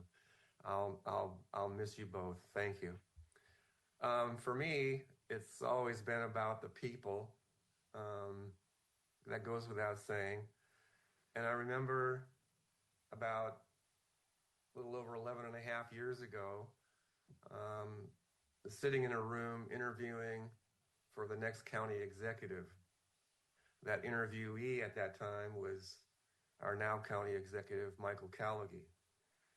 And during that interview, I had the chance to ask some difficult questions, and needless to say, I was truly impressed with his responses and where he wanted to take the county, his vision for the county. And I look back on these past 12 years and his leadership and his contributions, which I think all have contributed to making this board more successful than it might have been. I would also recognize his amazing team that he's assembled. It's been a true pleasure working with each of them, and I want to reserve the majority of my comments for tomorrow night and our celebration. But Mike, it's been an honor to serve with you. It always amazes me how you, as the county's chief peacekeeper, find win-win solutions during even the most difficult of times and difficult negotiations. So thank you. It's been an honor to work with you, and I will truly miss you. Perhaps we can continue. If you'll promise to buy breakfast, we could have a scheduled breakfast now and then. But thank you on a serious note. I said that it's all about the people, and I think Supervisor Pine has reflected on that. And I think in the end, it is all about people. I think about the legislative aides that I've served with, Carol Marks, Maya Perkins, and others. But do want to recognize my current staff, who some of us haven't been together that long. Connie Franco, Josh, and Susie. Even though we've worked together for just a short time, I have come to know you and just really appreciate the contributions and how you each in your own way helped me be a better supervisor and helped me better serve the people that we were elected to represent. And of course, to Marcy Dragon, my chief of staff, who actually has been with me for over 12 years. She actually started in District 4 before I did, and got things all organized so that when I arrived on the first day, and if you know Marcy, you'll appreciate this, things were organized, focused, and ready to go. I had my to-do list from her, and that's the way it's been for 12 years, and I've sincerely valued working with you, Marcy. And I'm so pleased that we had a chance to campaign together and then to work together as a member of the Board of Supervisors. You brought great counsel to me, and I'll sincerely miss you. The county employees that I've had the chance to work with, department heads, both elected and appointed, that's an awesome group of people who I have the utmost respect for, and some of those memories I'll carry with me forever of the problems we tackled together. But the county workers are amazing people, bar none. They are the greatest in California. So thank you to the county employees who helped me and helped the departments and helped the constituents. Your work is valued. Dave, a lot of nice things have been said about you. Frankly, maybe you and I should consider not leaving the board, although I know we can't because of term limits. But I'm sure for you too, it seems like just yesterday that we took the oath and became supervisors. And I do remember the gentleman that Mr. Callaghy spoke about, who was in that receiving line at the North Fair Oaks Community Center and asked me to keep the sidewalks clean because his daughter wanted to ride her bike on the sidewalks. I've thought about that gentleman every day, and he's been my North Star, so to speak, that guided my work.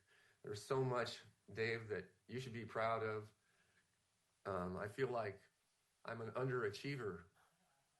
I'm an underachiever compared to the things you've done that have brought honor and dignity and just progressiveness to San Mateo County. I will always remember our times working on the various issues, most recently, of course, the police oversight matter, and just have the highest degree of respect for your abilities. I'll miss working with you. And to my other colleagues, Noelia and Ray and David Canepa, each of you brings a unique skill set to the board. You're a remarkable group of people. I know you'll keep up the good fight and work to better the quality of life for our residents. And just know that from this supervisor, it's been an honor, a true honor, to work with you all. We've obviously haven't gotten everything done that we set out to do, but we need to leave something for the new supervisors to tackle. And I just would say in closing that it's been an honor to work with a very distinguished group of elected officials who always, always, always cared about constituents and lived to the motto of service above self. So thank you all. I appreciate the gifts. I appreciate all the warm thoughts, and especially the video messages from my good friend Kevin and Josh and Mark Berman. And thank you for everybody in the audience, and thank you to everybody who spoke online. I will miss this work, but actually I'm looking forward to the next chapter. And I've gone through this before. One time I retired and didn't stay retired very long, but I don't know what the next chapter holds. A lot of people have asked me, what will you do next? And I don't know yet. I really appreciate, I can't tell you how much I appreciate that park bench on spot number 1 at Coyote Point. Nicholas Calderon, you're the greatest. And to all of you, thank you.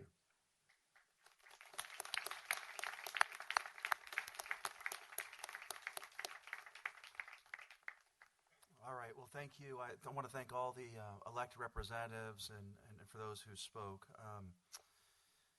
There's no action on this board item, so we're going to go to public comment. Is that correct, Suki? That's correct, Mr. Vice President. Yeah. Great. So why don't we take public comment? Thank you all for attending for item 1. Thank you. So this regular public comment period is reserved for persons wishing to comment on consent agenda items, closed session, or any county-related matters that are not listed on this agenda. For regular agenda items, please hold off your comments until the item is heard by the board. So first we'll go with Valerie Tulevlava, followed by Juana Zarala.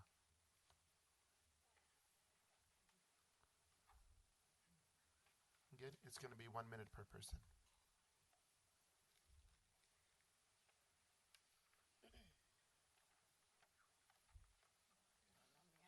Good morning. I'm here to honor the ancestors of this land, the Muwekma Ohlone Nation.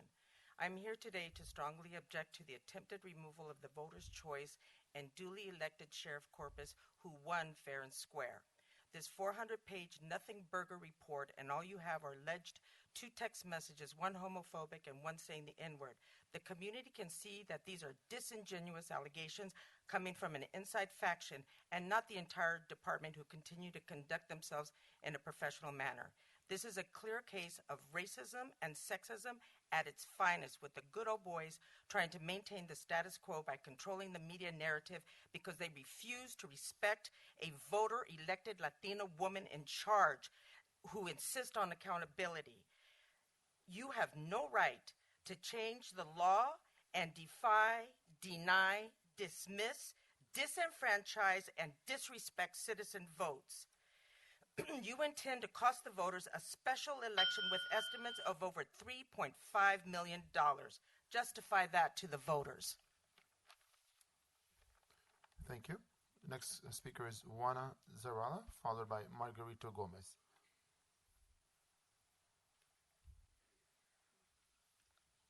You can bring the mic closer. She will provide her comment, and then I'm going to provide the board with a site translation afterwards.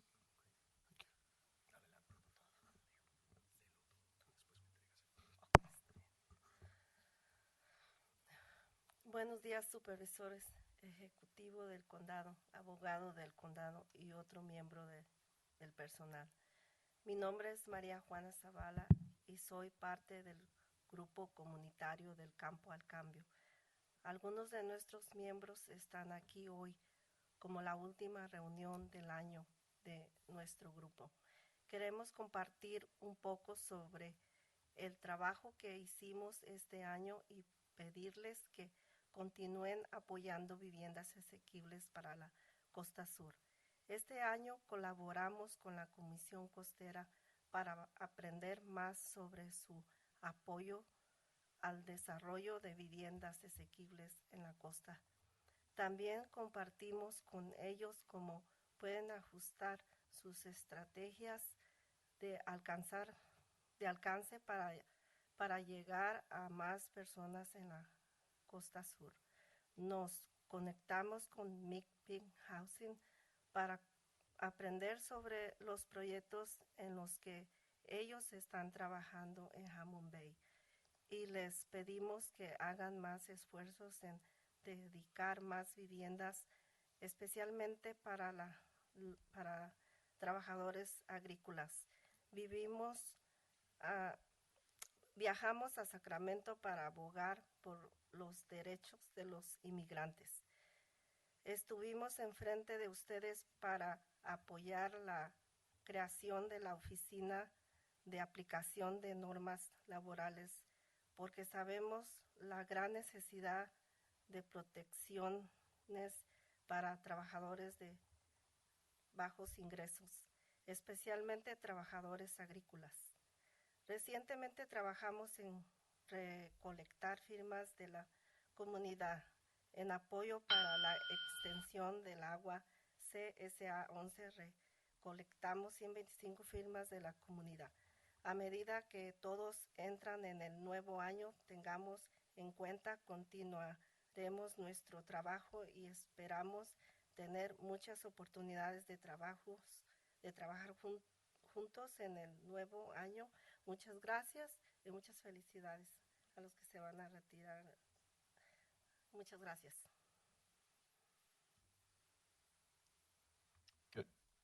Good morning, supervisors, county executive, county attorney, and other members or staff members. My name is Maria Juana Zavala, and I am part of a community group del Campo al Cambio. Some of our members are here today as this is the last meeting of the year of our group, and we wanted to share just a little bit about the work that we have done this year and to ask you to continue to support affordable housing for South Coast. This year, we've collaborated with the commission, with the Coastal Commission, to learn more about your support and development of affordable housing on the coast. We've also shared with them how they can adjust their strategies or scope so that way we can reach even more people in the South Coast.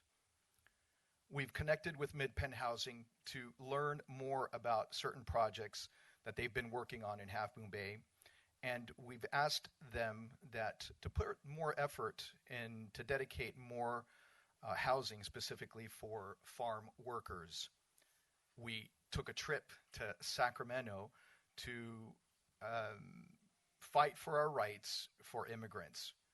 We have been in front of you all to support the creation of the Office of Application for Worker Rights, because we know the great need for protection for these types of workers with low incomes, especially farm workers. Recently, we've worked on collecting signatures from the community with the support for the extension of the Waterline CSA 11. We've actually collected 125 signatures from the community. And through all of this, as we continue in the new year, please have in mind that we will continue to do our work, and we hope to have many more opportunities for working together in this new year. Thank you, and congratulations for those that are going to retire. Thank you.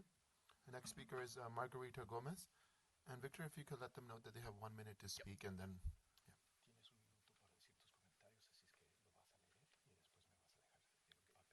Once again, I think he's going to provide his comment, and I'll do a side translation afterwards.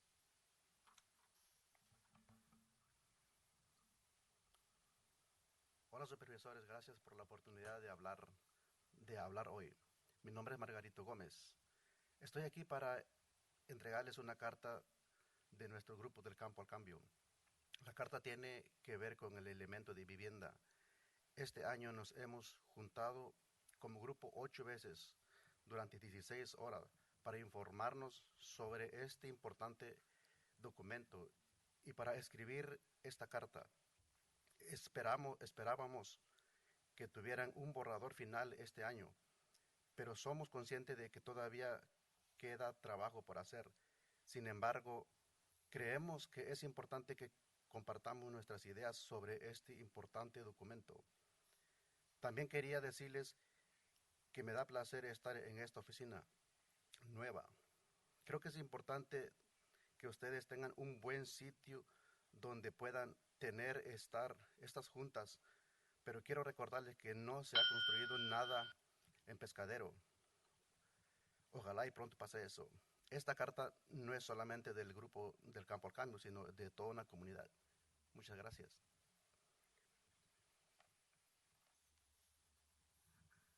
Hello, supervisors, and thank you for the opportunity to speak today. My name is Margarito Gomez.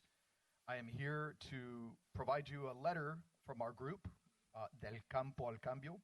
This letter has to do with the housing element. This year, we've gotten together about 8 times for over 16 hours, so that way we can be informed about these important documents and to write as well this letter. We were hoping that you would have a final draft this year, but we're conscientious that there's still work to do. However, we believe that this is important, and we wanted to share our opinions about this important document. We also wanted to let you know that I have the pleasure, that I'm very happy that you're in this place. I think it's very important for you all to have a nice site where you can have these types of meetings. But I want to remind you that nothing has been built for our community in Pescadero. I hope this soon changes. This letter isn't just from the group Del Campo al Cambio, but from the entire community. Thank you. Thank you. The next speaker is Guillermo Ramirez, followed by Alejandra Palacios.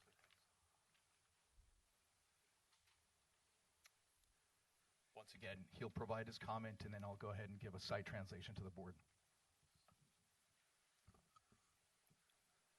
Muy buenos días, supervisores. Mi nombre es Guillermo, soy parte del grupo del Campo al Cambio. He vivido y trabajado por más de 24 años. He trabajado para el mismo rancho por más de 18 años. Es una gran empresa de agricultura orgánica que produce muchos alimentos excelentes y saludables. Yo estoy aquí porque hay muchas personas como yo en Pescadero que están orgullosos del trabajo que hacen en la agricultura, pero entendemos que en Pescadero siempre ha sido para el negocio de la agricultura, pero nunca ha sido para las personas que trabajan la tierra. Si hablas con personas en Pescadero, escucharás que Pescadero es solo para personas que tienen mucho dinero y no se debe ni soñar algún día tener una vivienda digna en esta área. Pero puedo evitar que tal vez sea para muchas horas trabajando fuera de mente que puede evitar soñar. Gracias al grupo que de supervisores por escucharme.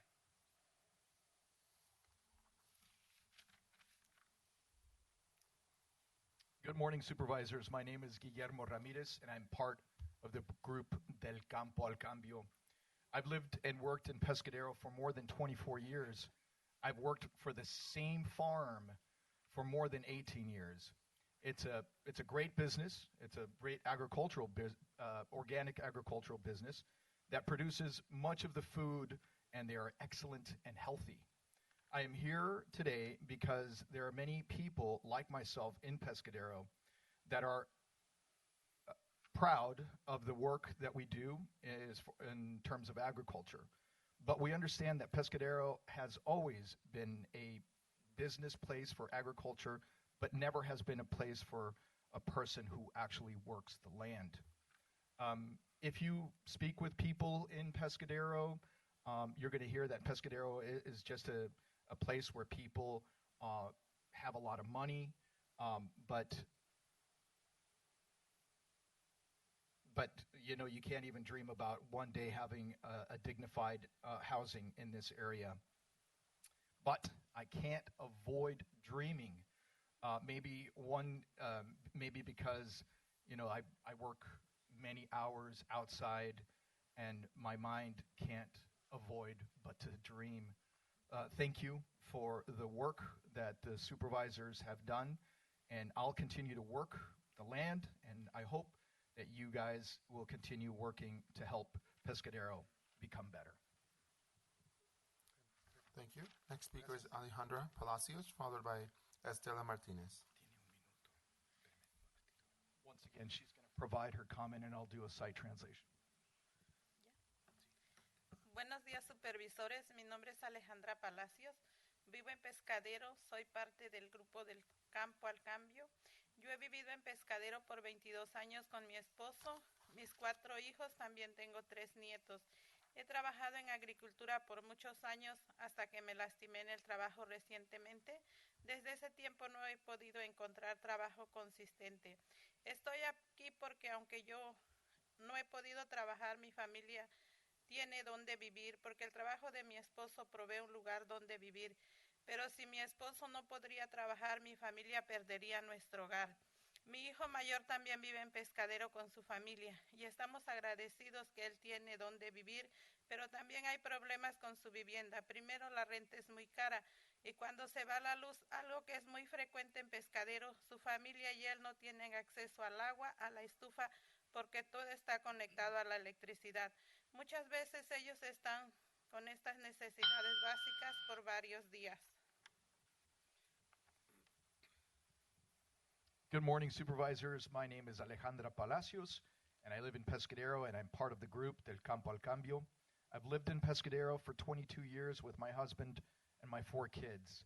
I also have 3 grandkids. I've worked in agriculture for many years, up until I hurt myself at work recently.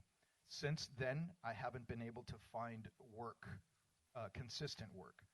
I'm here because even though I haven't been able to work, my family has a place to live because my husband provides a place for us to live. But if my husband didn't have any work, my family would have lost our home. My son also lives in Pescadero with his family, and we are grateful that he has a place to live, but also has problems with housing as well. First of all, the rent is very expensive, and when there are power outages, something that is very frequent in Pescadero, his family him and his family don't have access to water or even the stove because everything is connected to the electricity. Often they don't have these basic needs for many days. Thank you very much. Thank you. Next speaker is Estela Martinez, followed by Estefina Nunez. Once again, board, she'll provide her comment, and I'll do a side translation afterwards.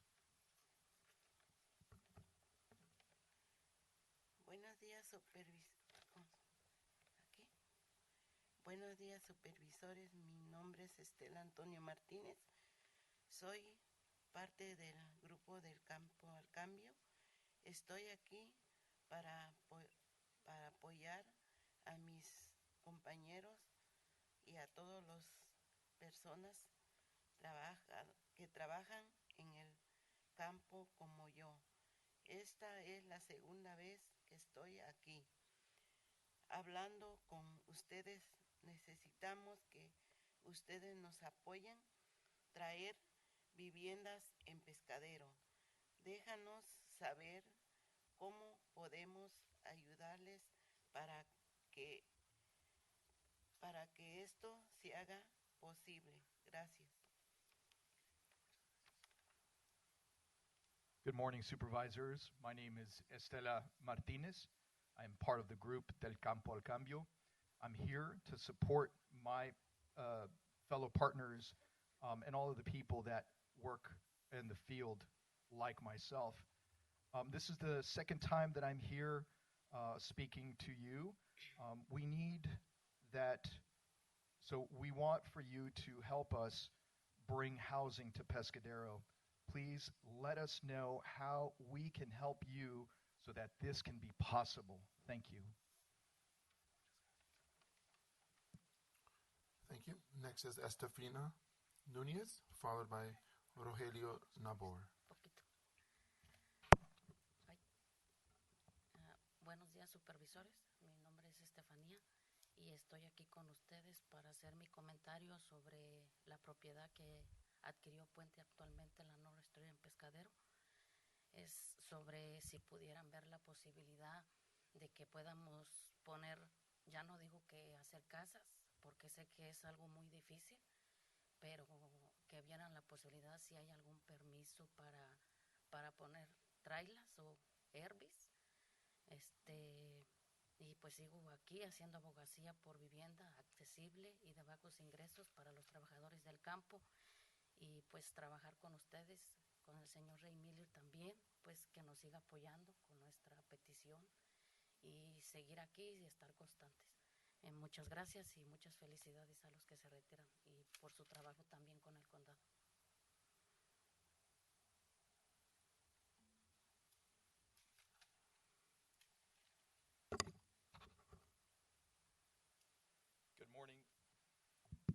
Good morning, supervisors.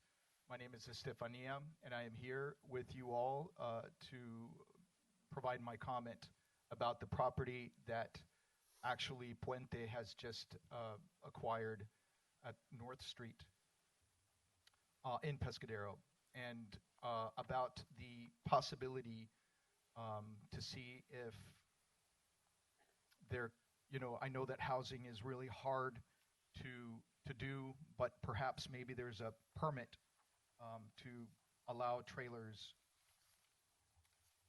I'm also here as well to advocate for the people that work the fields and the farm workers. We ask Ray Mueller to support and our request And also, so thank you very much for all of that. And also want to congratulate people that have retired here today. Thank you. Thank you. Next is Rogelio Nabor. Once again, he'll provide his comment and I'll do a side translation. Hola, buenos días, supervisores. Mi nombre es Rogelio Nabor. La razón por la cual estoy aquí hoy es para abogar por viviendas dignas en Pescadero. Yo llevo más de 2 décadas viviendo y trabajando en Pescadero. Yo he visto y tengo experiencia personal lo que sucede en una comunidad donde la vivienda segura y digna es extremadamente ilimitada. En el pasado yo he compartido renta con 3 familias en una casa pequeña, aquí en Pescadero. Y al dueño de la casa no le importaba cuántas personas vivíamos adentro, solo le importaba que se pagara la renta a tiempo. Yo no quiero que eso siga pasando en mi comunidad. No es justo que por falta de vivienda tengamos que vivir amontonados. Por esa razón vengo hoy a proponerles que trabajemos juntos para traer vivienda a la comunidad. Hay que encontrar una solución que beneficie a los trabajadores del campo, que trabajan duro para asegurarse que todos tengan sus verduras y frutas en sus mesas. Es tiempo de reflexionar en la necesidad de los trabajadores. Gracias.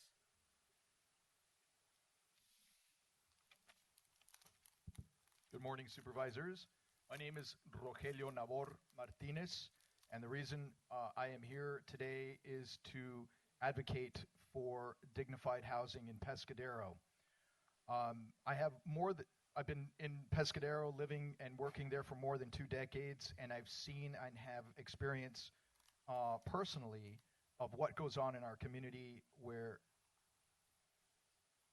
the dignified and secure housing is extremely limited. In the past, I have shared rent with 3 families in a small house here in Pescadero, and the owner of the house it didn't really matter to him how many people lived inside there. The only thing that was important was to collect the rent on time. I don't want this to continue to happen in my community. It's not right because lack of housing, that we all are living on top of each other. For this reason, I come here to propose that we work together to try and bring housing to the community. Let's find a solution that would benefit the workers, the field workers, that work really hard to make sure that everybody has their fruits and vegetables. It's time to reflect on the necessities of the workers. Thank you. Thank you. No additional comments from chambers, so Madam Clerk, please proceed. Thank you to those on Zoom. Public comment period is for consent items beginning at item 19 through and including closed session at item 66. Regular items 1 through 18 will be heard separately individually at a later time. 8 hands, Afro Bushido Academy, followed by Rhonda Reyna. Afro Bushido, please unmute and begin. Good morning. Thank you. My name is RJ. I'm a lifetime resident of RJ, I think we lost your audio after you said your name. RJ, I'll come back to you. You may be in a low reception area. Rhonda Reyna, please unmute and begin. Hi, I am the one that matters. Regarding intimate partner violence described by Supervisor Noelia Corzo, I've experienced the dangers of strangulation and suffocation, and so has my daughter. But instead of protecting us and prosecuting a violent and lethal man, the Sheriff's Office, DA's Office, and Judge Don Frankie made void orders for the strangulation victim to go into the full custody of the lethal man. We, the people, state a vote of no confidence and call out the obvious gaslighting by the politicians who've spoken today. Testimony of intimate partner violence victims has been concealed by the Domestic Violence Council at their meetings. This is criminal behavior. San Mateo County is not safe for women and children because it does not prosecute men who strangle women. Instead, it protects lethal men. We do not consent to your family justice center that will continue to generate profits off of gaslighting the public while protecting violent men. John Niblin, you received the evidence from me of this lethal man when he broke his 3rd wife's finger, and you did nothing about it. And Noelia Corzo, you refused to listen to the evidence. Thank you. Carlisle and Young, and then we'll go back to Afro Bushido. Carlisle, please unmute and begin. Hi, Carla Young, Moss Beach, California, which is on the California coast. I'm just calling to mention that I think the county needs to review their emergency evacuation procedures. Following last week's tsunami, I realized it was a non-event, but there were a lot of confusion on the coast. People didn't know where to go. Actually, we don't have a place to go. There's never been a designated place. In the past, during the fires, there was the high school, but of course, schools were in session this time. And I really hope that the county will, and the Emergency Services Council will get it together to have a more detailed plan for the next potential evacuation, because there's been a lot more earthquakes recently coming from the same location, and it could happen again. Thank you. Thank you, Carlo. We'll now go back to Afro Bushido Academy. I believe that's RJ. Please unmute and begin. Thank you so much. Apologize for that dropping, but yes. So I'm a lifetime resident of San Mateo County for over 40 years. And like many others, I was shocked to read the report on Sheriff Corpus and was left with some questions I'd like the board to consider. Number one, did any of the redacted names that were interviewed in the investigation of Sheriff Corpus give their statements under oath? Number two, in the report, Sheriff Corpus was alleged to have made racist and homophobic remarks, but not included in the report were criticisms of Sheriff Corpus for hiring too many minorities and, quote, being too woke. If any of this is true, why were not these critiques of her also included in the investigative report? Number three, as long as the Sheriff's Department is under public scrutiny for conflicts of interest, why are we also not publicly scrutinizing other pillars of the San Mateo criminal justice system, such as the conflicts of interest and lack of accountability present in the private defender's office, as outlined in the lawsuit being brought forth by San Mateo County Bar Association member Rod Sorensen? And lastly, why is the board approving taxpayer spending millions on the sheriff's reelection, which has been solely based on an incomplete investigation of San Mateo's criminal justice system and seeks to remove the only official willing to investigate other parts? Thank you. Thank you. Carlos Leviexer, followed by Dan Stejing. Carlos, please unmute and begin. Hello, my name is Carlos Levexier. The unprecedented attack on Sheriff Corpus represents a risk to public safety because the transparency and change in culture, which she campaigned on issuing, is delayed. Her election is until 2028. Let her operate. My family has been harmed by the imbalance in the San Mateo justice system in case that happened under the previous sheriff administration, resulting in police misconduct, negligence, and discrimination. I feel it's caused by having an imbalance with the San Mateo County Bar Association, a judge and prosecutor founded organization in charge of indigent defense, as detailed in the Sorensen lawsuit. Neither the private defender, the prosecutor, or the previous sheriff looked at the ridiculous aspects of the case and said, hey, this case is ridiculous. This is going to cost the county a lot of money unnecessarily. San Mateo County needs Sheriff Corpus's vision, and she also needs to be joined by an elected public defender to create real balance going forward. Thank you, Carlos. Dan Stejing, followed by Marissa G. Dan, please unmute and begin. Thank you, Supervisors. Can you hear me? Yes, thank you. Great. I was disappointed to hear the unagendized insertion of a subcommittee report on the Sheriff's Office, including in Supervisor Mueller's comments this morning. This is the third intentional violation of the Brown Act Supervisor Mueller has engaged in 3 months. Item 10 on the December 3, 2024, the first vote was clearly not agendized and is a legal violation of the Brown Act. Offers to provide sworn subpoenable testimony to anonymous unsworn complaints are a violation of a fundamental tenet of American justice, the Sixth Amendment, that the accused shall enjoy the right to be confronted by the witnesses against him or her. I understand that there's a district attorney's race that's opening him up, and Supervisor Mueller is probably not running for his seat again, running for the DA's race, but there is no way that this measure will stand up in a court of law. It's unprecedented. It's illegal. Thank you very much. Thank you. Marissa G., followed by Martin Fox. Marissa, please unmute and begin. Marissa G. Okay, Marissa, I will come back to you. Martin Fox, please unmute and begin.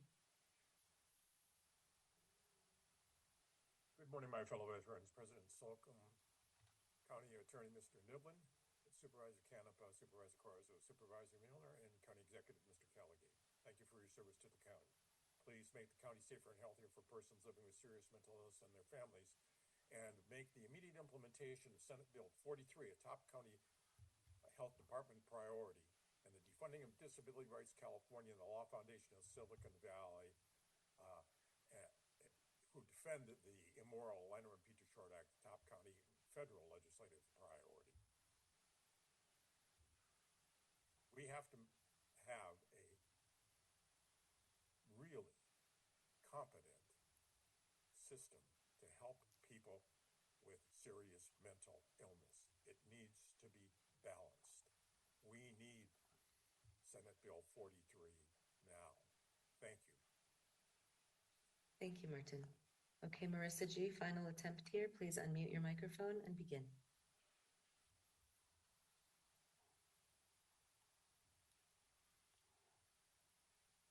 Marissa, I'm not getting any response here, and you're still muted. So we will go ahead and cancel and move on to the next person.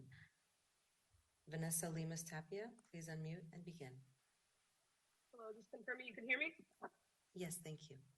Hello, Honorable Board of Supervisors and members of the public. My name is Vanessa Lemus Tapia, and I'm a resident in District 1. I stand support in the Board of Supervisors and their charter amendment, which includes the sunset clause. After canvassing countless of doors for Sheriff Corpus and assisting in the development of a proactive field plan, I can confidently say that 2 years ago, she represented the positive change that we needed in San Mateo County. However, that is no longer the case. She is a sheriff we cannot trust. To those that argue that Bolanos was better, I ask, is that truly the standard that we want to uphold here in San Mateo County? The recent findings in the reports are concerning.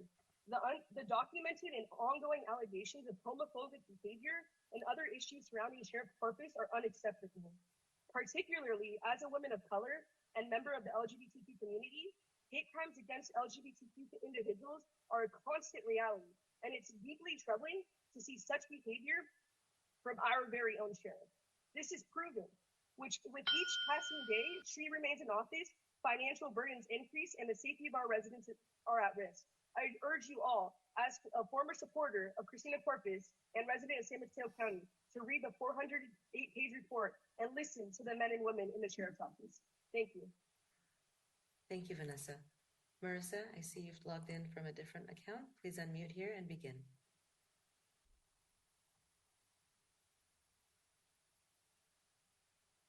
Marissa, you're unmuted, but there's no audio. Okay, so thank you. Sorry, I don't know what's going on there. Okay. Hi, everyone. My name is Marissa. I am here in support of the step down of Sheriff Corpus. I have read the articles. I've been staying up to date, reviewed the press conference, and definitely am aware of all the comments and accusations that have been going on. I actually worked on Christina's campaign, helping her reach many constituents socially. So I helped her with Facebook Live, Instagram Live, and throughout my time working with her on the campaign, the entire time I thought Victor was her husband. Just the way they interacted with each other, they always left together, they arrived together. He was very sweet towards her. It reminded me of interactions of some of the best couples that I've known that's been together for 20 plus years. I had no idea that they were not, married or a couple until after her election and she won. That was a huge shock to me. So I just wanted to share that in my experience and just viewing them and being with them during her campaign. That's what I witnessed and that's what I saw. Thank you, Marissa. Aaron Torme, please unmute and begin.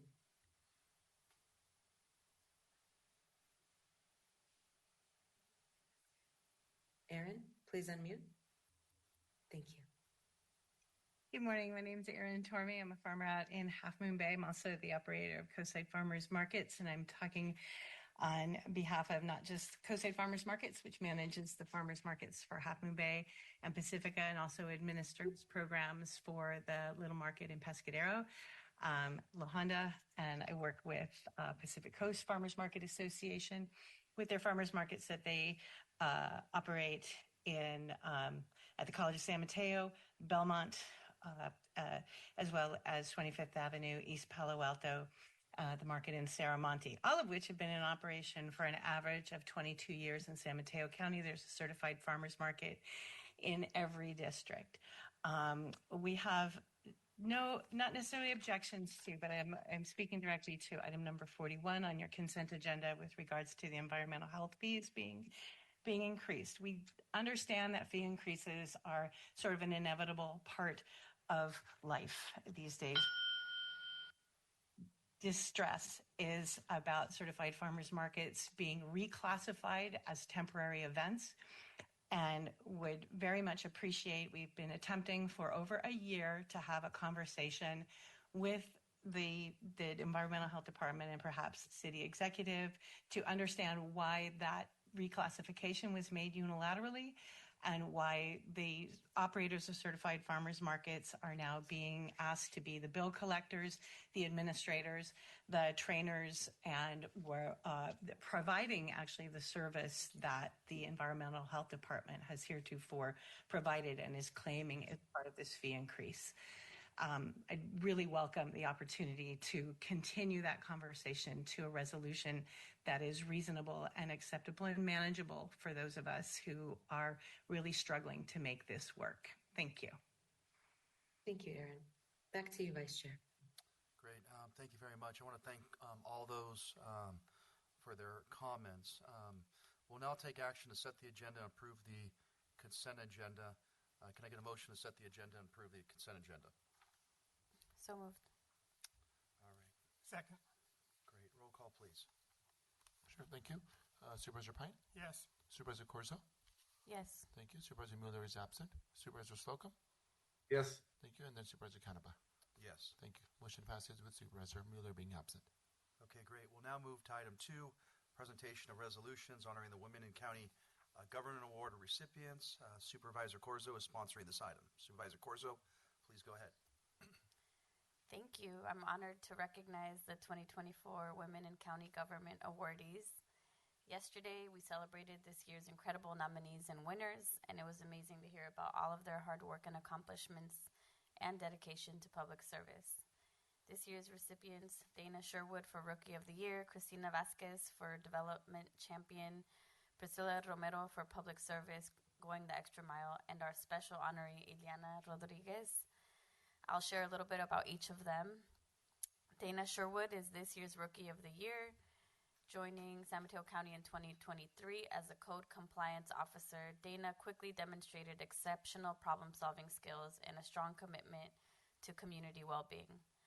Notably, she led the efforts to resolve a life-threatening housing situation in North Fair Oaks, relocating over 30 individuals to safe homes and securing $220,000 in relocation benefits under the county's relocation ordinance. Thank you, Dana, for your leadership. There you are. Cristina Vasquez was recognized as development champion since starting with San Mateo County in 2015.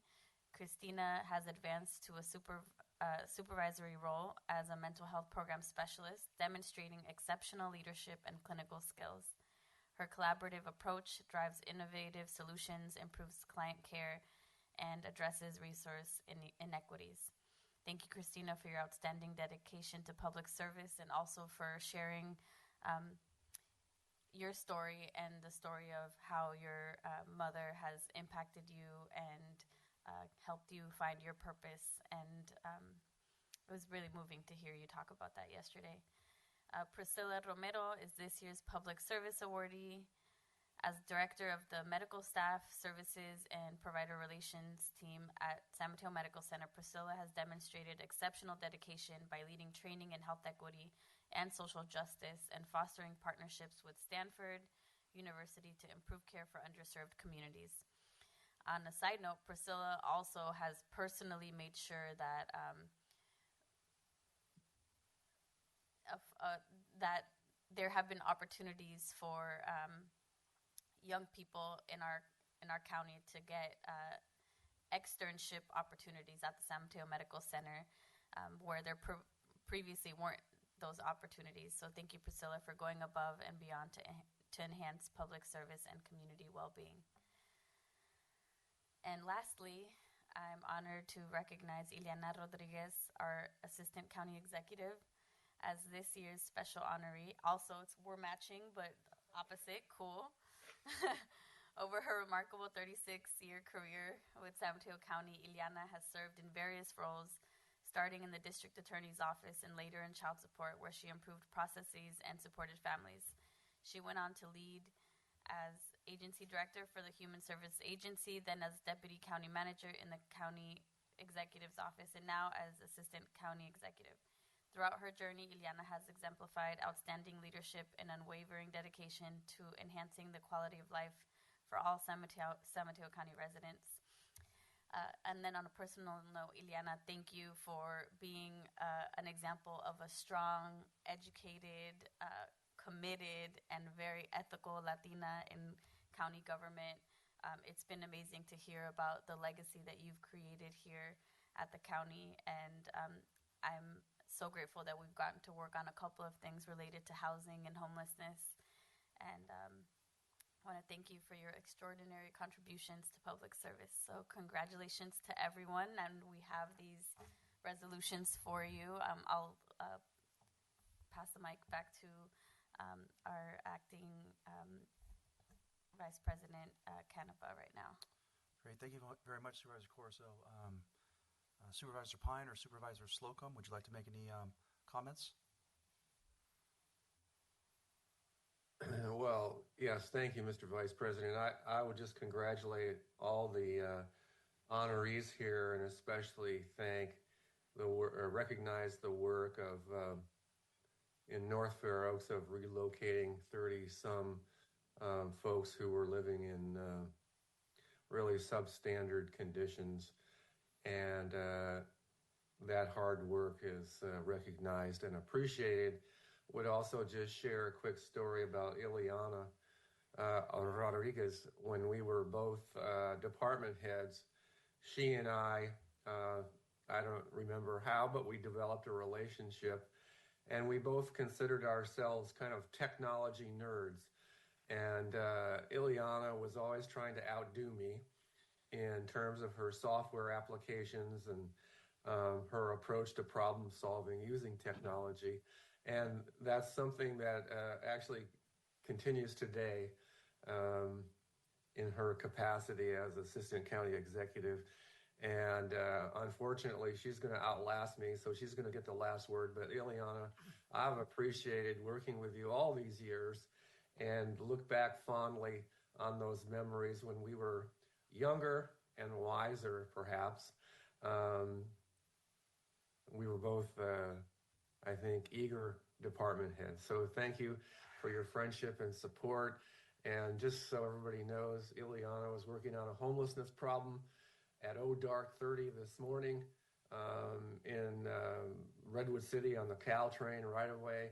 And the people that I shared your response with were very grateful that you were on the problem so early in the morning, and we're going to take care of it for them. So thank you for everything that you've done and everything that you will do in the coming months. Great. Thank you very, very much. I don't know if there are any other comments. Supervisor Pine? I'll just briefly say I had an opportunity to attend the Women in County Government luncheon and award ceremony yesterday. It was really impressive to hear the backgrounds of our awardees and nominees. We've talked some earlier today about the extraordinary talent we have in the county, and it's really makes us unique and successful. So thank you. Great.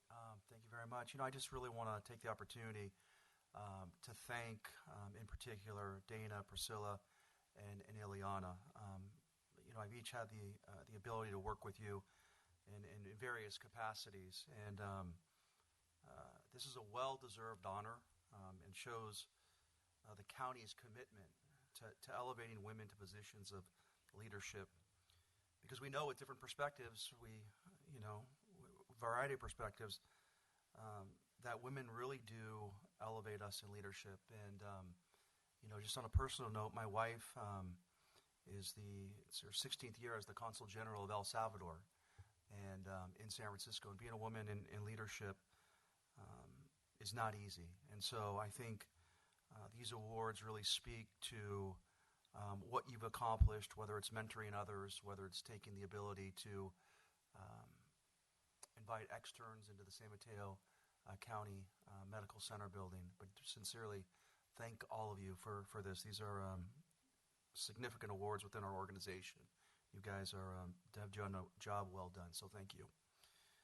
At this time, can we have the clerk take any public comment? Thank you, Mr. Vice President. No speakers from chambers, so Madam Clerk, please proceed. Look on Zoom, please click raise hand for item 2, honoring the Women in County Government Award recipients. No hands raised. Great. Thank you very much. Supervisor Corso, do you want to go ahead and make the motion? Yes, I move to honor the 4 women I talked about previously as awardees from the Women in County Government. Thank you. Great. Second. Great. Thank you so much. Roll call, please. Sure. Supervisor Pine? Yes. Supervisor Corzo? Yes. Supervisor Slocum? Yes. And Supervisor Canepa? Yes. Thank you. Motion passes with Supervisor Mueller being absent. Great. I welcome the board to join us in a photo.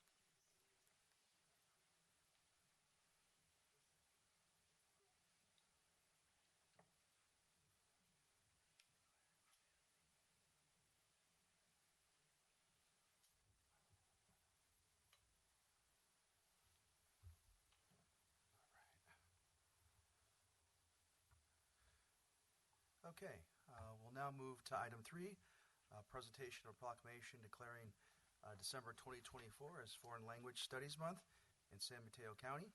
This is an item I'm sponsoring. Today I'm proud to bring forth this proclamation declaring December 2024 as Foreign Language Studies Month in San Mateo County. The proclamation is not just a recognition of the importance of foreign language studies, it is a reaffirmation of our commitment to community and global connection. Foreign language education is a bridge that connects cultures, communities, and generations. It's a tool that opens doors to understanding, breaks down barriers, and creates opportunities for all who embrace it.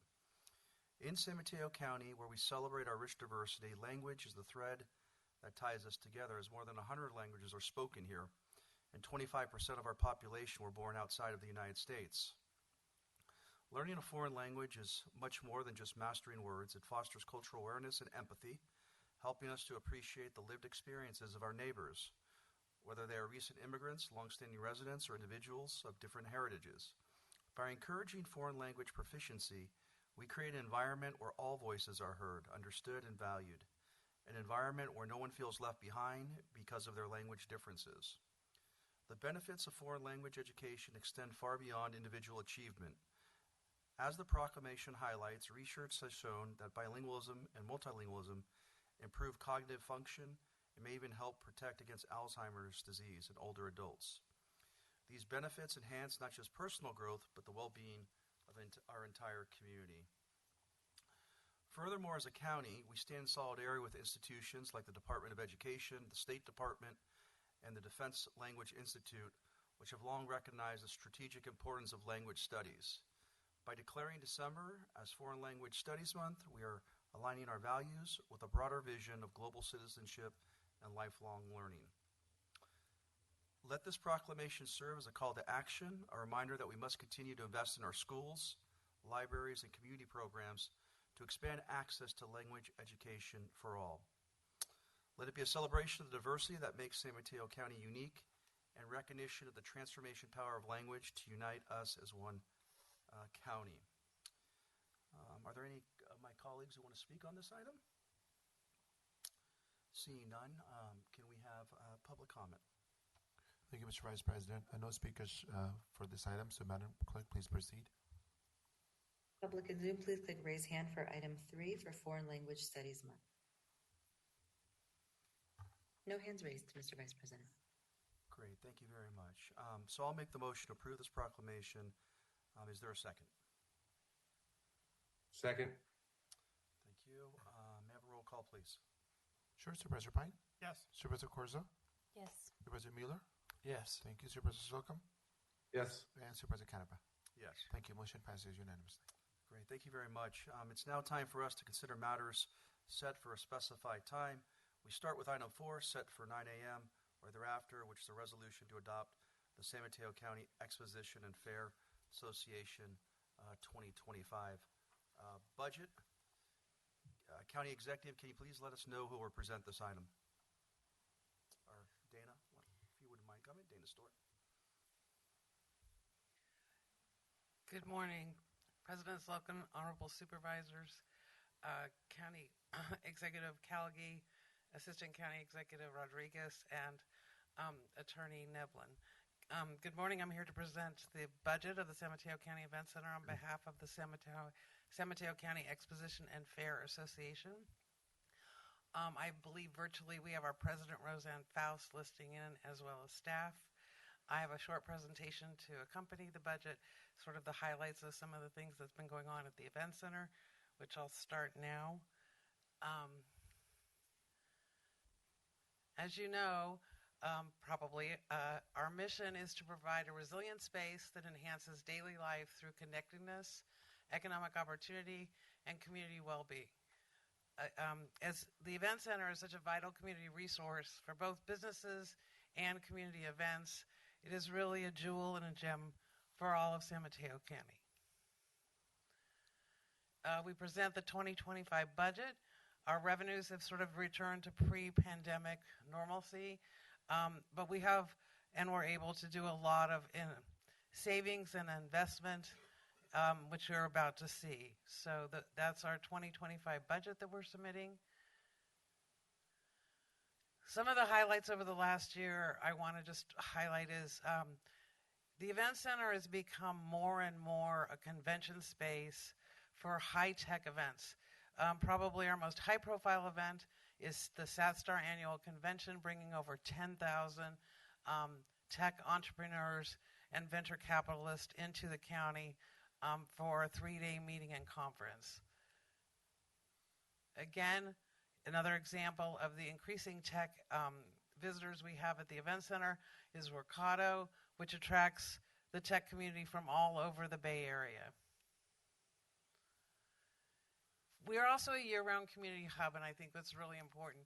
Not only does the Event Center in a business capacity generate economic impact, community benefits, we're also an emergency response site, and we're always looking to put every dollar made from those events that are produced at the Event Center and the annual fair back into the property. Some of that is recognized through some of the projects we do and the emergency response work we're doing.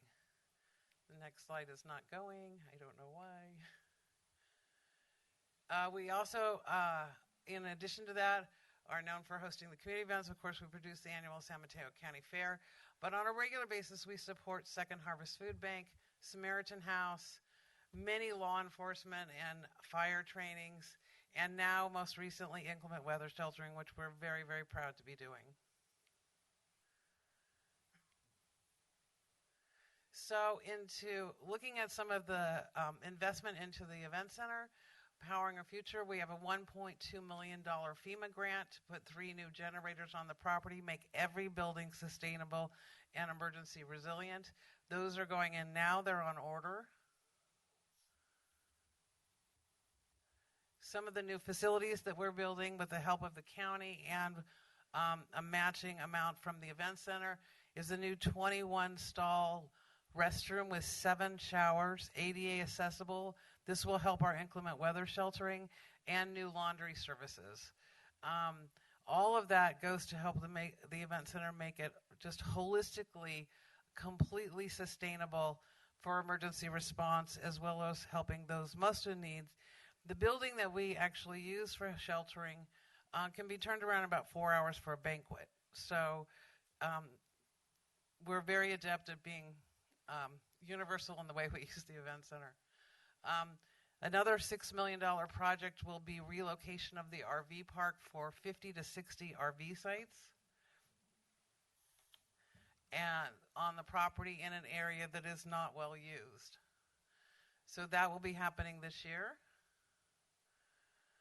And then most excitedly is this project, in which is a collaboration between the state of California, recognizing the event center as an emergency response site with a $7.25 million grant, $4 million from San Mateo County, and $1.5 million from the Exposition and Fair Association to build a 6,500 square foot commercial kitchen in collaboration with Samaritan House, which doubles their capacity. It's a great use of the event center.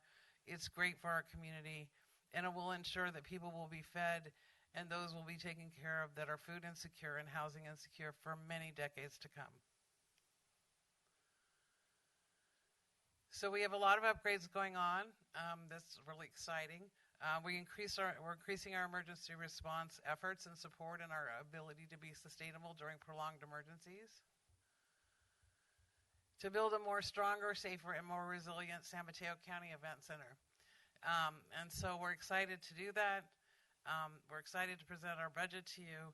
And again, on behalf of the San Mateo County Exposition and Fair Association, thank you very much, President Slocum and Supervisor Pine, for the long dedication and enhancements you've made to our county. Does anyone have any questions? Does anyone have any questions? No questions, but I just want to thank you for all of the work and the complicated projects that you're juggling.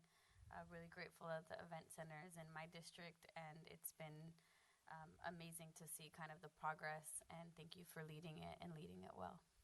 Thank you, Supervisor Corzo. Great, thank you very much. We'll move to public comment. Thank you, Mr. Vice President. No speakers from chambers for item number 4. Madam Clerk, please proceed.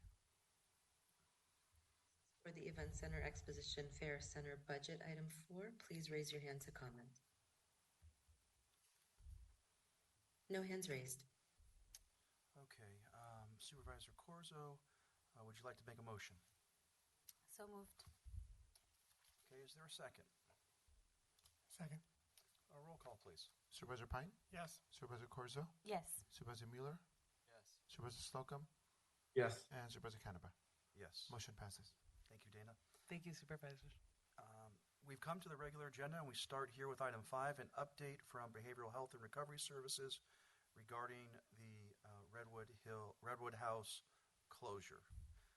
Again, this item comes to us from BHRS, and I will ask the BHSR Director, Dr. Jay Africa, to come and discuss the item.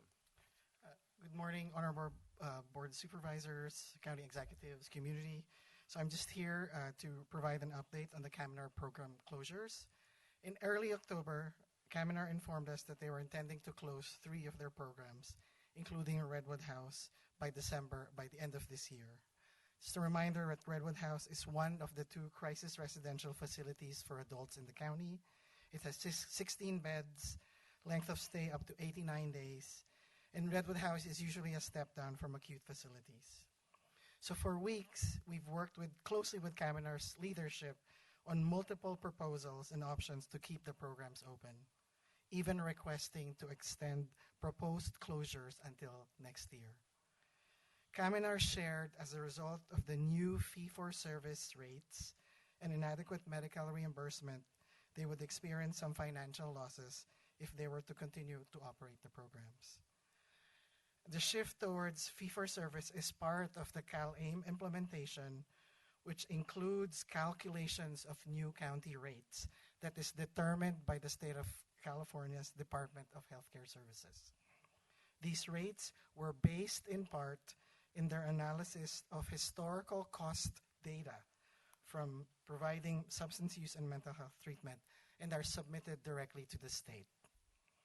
The resulting rates were disappointing for providers and counties, not just for San Mateo. Rate calculation for Redwood House is on a bed day service.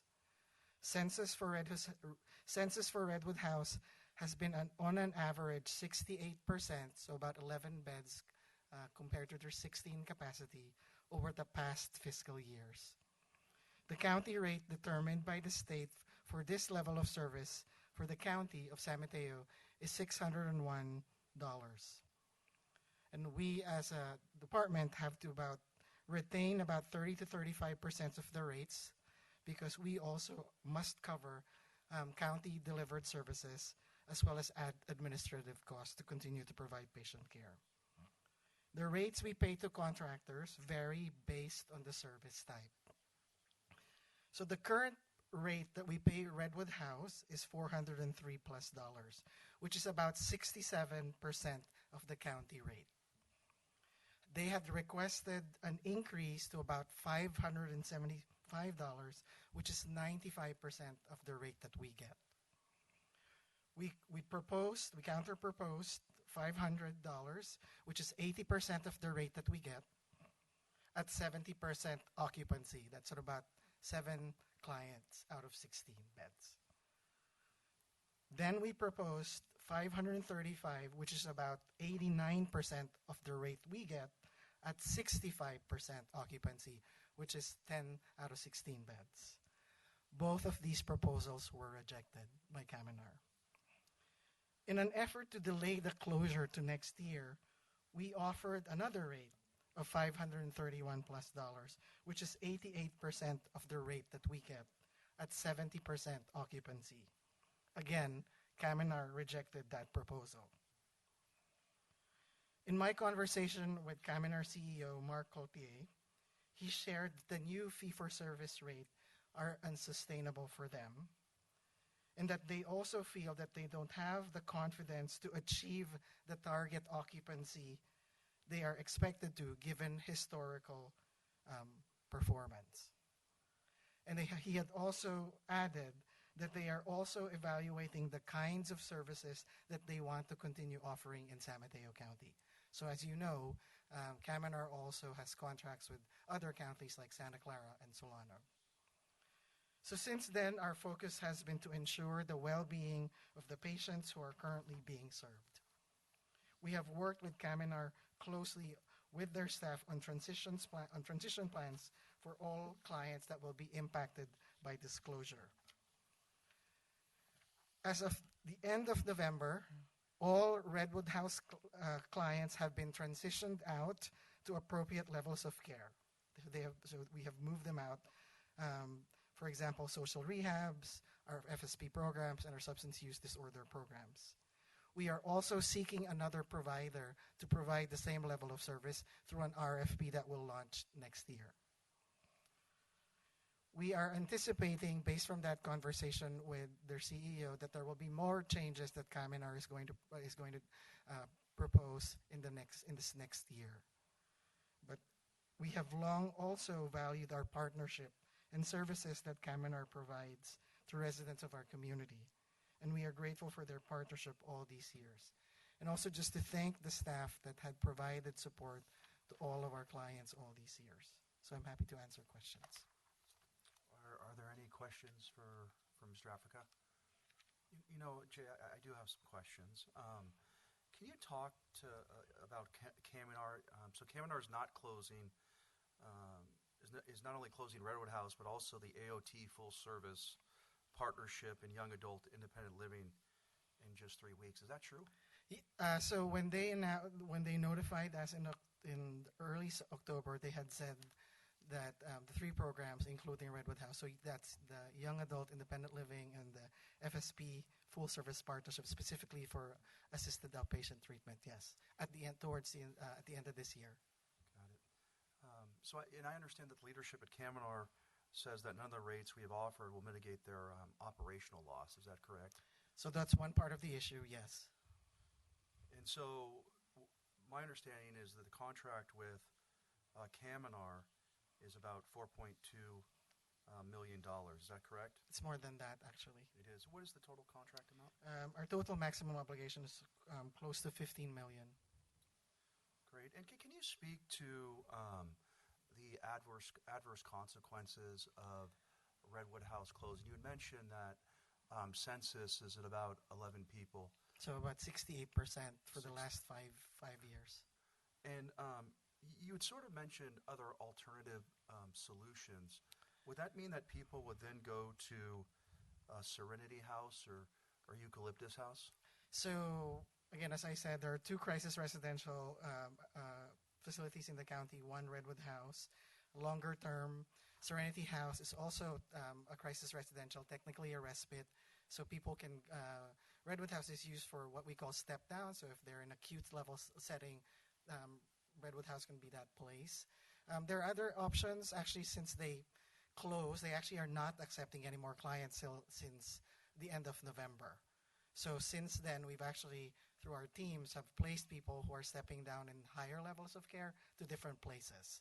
So board and cares, social rehab. So just really finding out the most appropriate level of care.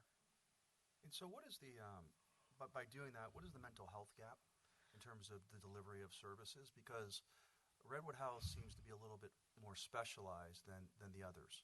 Well, longer term care, obviously. But we have been able so far with this new additional facilities that actually Kaminar also operates, be able to absorb some of that.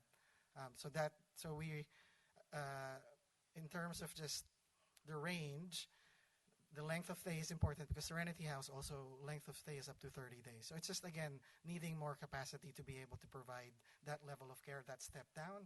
But again, when they closed, when they no longer started receiving clients at the beginning of December, we have got some people or clients that need to be stepped down, and we've been able to find places for them. You know, one of the things I'm concerned about, you'll recall in 2018, Project 90. And Project 90, I believe, folded into Kaminar. What I'm concerned about, and maybe this is for the county executive, what I'm concerned about potentially is how do we fund this moving forward, and how do we find partners that are able to deliver services? Because what we're trying to accomplish, it's really specialized work, right? I mean, it's really it requires certain skill sets. It requires a proper funding mechanism. But when you kudos to you and your team. I mean, it isn't like you haven't been trying to advance the work through the negotiations. I mean, the question then becomes is if we can't do it with those sort of rates, should the board consider at a later time looking at potentially additional funding? And I think that's one of the things that I'd like the county executive to look into and just consider, because one of the things that I'm afraid of is that if we don't have Kaminar, that there really is going to be a gap in terms of how we deliver services. And so we've always prioritized mental health, and we talk about these facilities. I mean, this is, we're all familiar with this number, but the median cost for single-family housing in San Mateo County it's $2.4 million. And if we don't have these various locations and we have to acquire them, there's a cost into that. But I'd like to understand more from you on how we advance a solution. Do you have any thoughts to? Because it seems a little bit, Dr. J, like your hands are tied a little. I'm just curious to what your thoughts are moving forward. So the rates are determined by the state. Mm-hmm. And then when we work with our contractors, we sort of negotiate a rate that really allows them to be sustainable. There are multiple factors to make it successful. Productivity, right? The occupancy level. Again, increasing the reimbursement rate. So when they provide services, they are reimbursed back. They have struggled telling us hiring and retaining staff. And they have also not been able to operate at full capacity. So there's lots of factors. And the challenge, and at least from my conversation, from what we know with Caminar, is really thinking about how to increase their productivity. So if you're at 68% of occupancy, then in the new fee-for-service rate, you don't have the service, you don't get paid. And so really looking at more providers, probably thinking about bringing providers that can extend the continuum of services, different levels of care. We continue to work with many of our providers, say, like, how do you accept more referrals so that you can take more on clients? And actually, part of the CalAIM implementations, we've talked to them, many of our providers, think about expanding the range of services that they provide. It just looks like Caminar is interested to look at exploring other services or really focusing their services into one particular area. Yeah, I mean, they're a nonprofit, they're a CBO, and no different than the county. They're probably looking at what their bottom line is in the delivery of services, right? That's probably why they don't want to, or one of the strong reasons why they don't want to move forward. What I'm worried about is these lack of beds. To me, as a policymaker, that's concerning. You had mentioned the total capacity is 16. 16. But there are 11 beds that are, filled through census, right? Right now, they're all gone. They all moved. We already transitioned out our clients, and so they are no longer accepting any clients at this point. Mm-hmm. One of the things that we're all driven by data. What I'm afraid of is, if people begin to use emergency rooms or if they use other services to receive care, that really sort of stretch our our social safety net, right? And so, do you think having additional resources to work with these nonprofits such as Caminar would be helpful?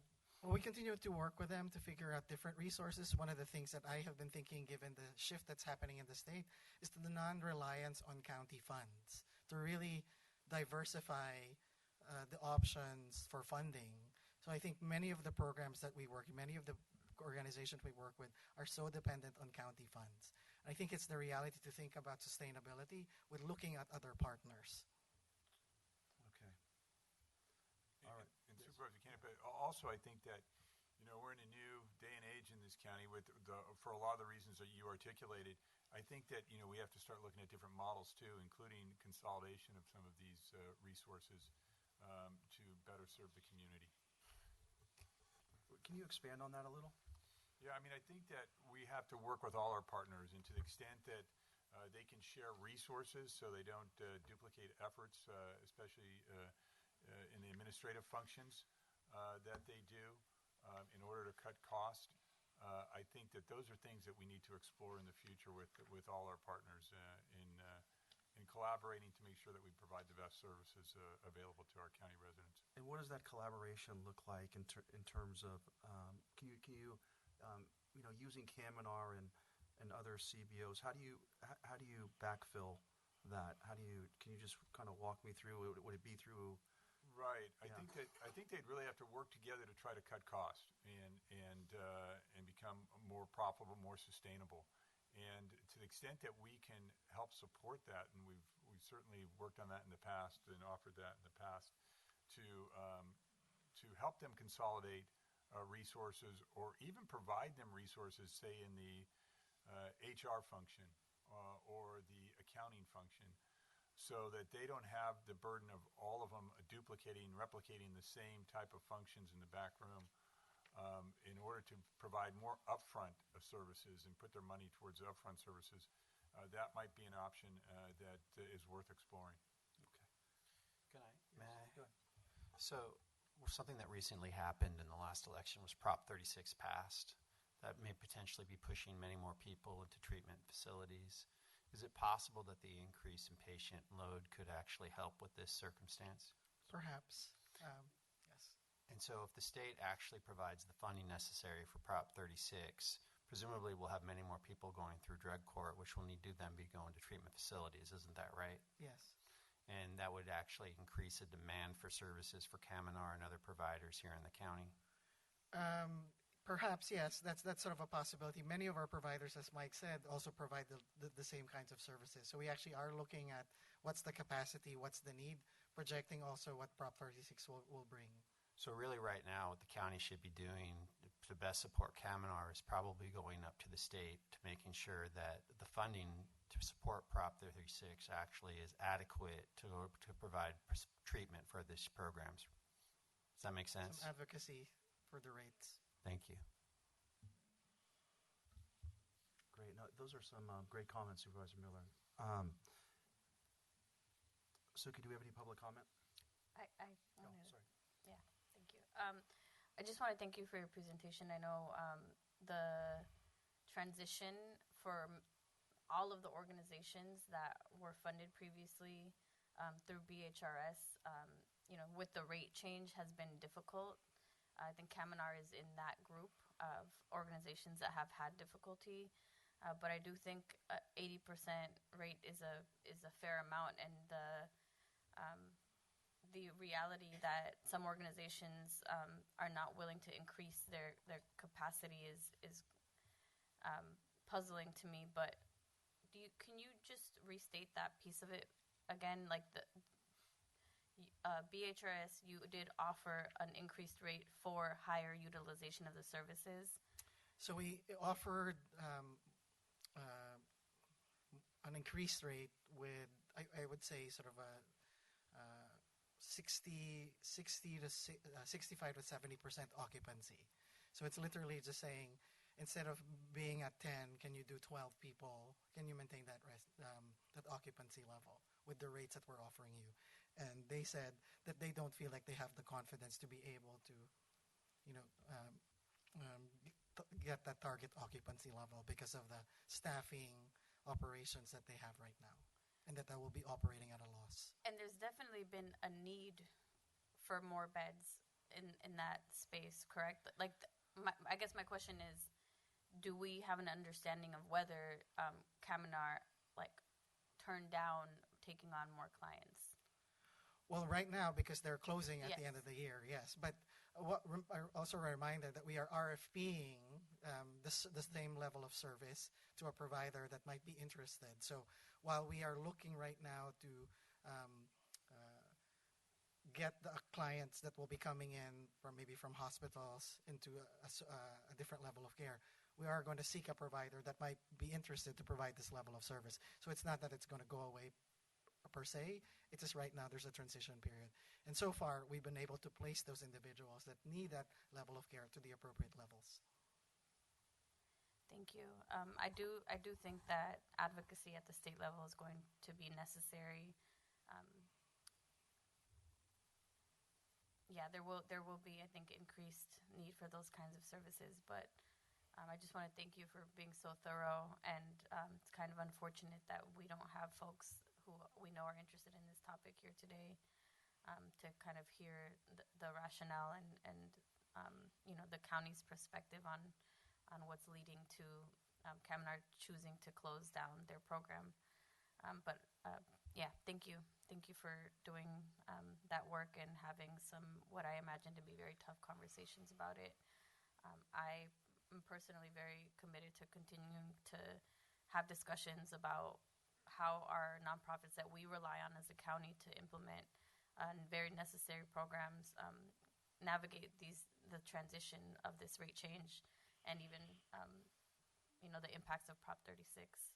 So thank you. Do we have any public comment? Thank you, Mr. Vice President. No speakers from chambers, so Madam Clerk, please proceed. Look on Zoom, please click raise hand for item number 5, the update on Redwood House. We have one hand raised, and this is for Diana. Please unmute and begin. Hi. Sorry. My name is Diana. I work at Rose. I'm the discharge coordinator here. And thank you, Dr. Africa, for the presentation. It helps build understanding for us on what's going on because I feel like as workers of Redwood House, we're just confused on the information. I would like to say increasing our occupancy rate for us as frontline workers, we could have done that. So it's sad that was not communicated or we weren't trusted to do that. Our referrals are actually controlled by the county. So they funnel it through to us. And I think if it was more in our control, we could have increased our capacity. And I am sad I think there is going to be a gap in care. I was the one discharging the clients to places like Eucalyptus House and Transitional. People coming from the hospital can't go to Serenity. They have to go there pre-hospitalization. They go to the hospital and then they go to us. And now we're getting sent to shelters. So I worry what's going to happen without us being the buffer for where people will go after the hospital because they're usually not ready for a very low care at Transitional. But I would appreciate the support of going to the state. I think that's very needed at this point. Thank you. Thank you, Diana.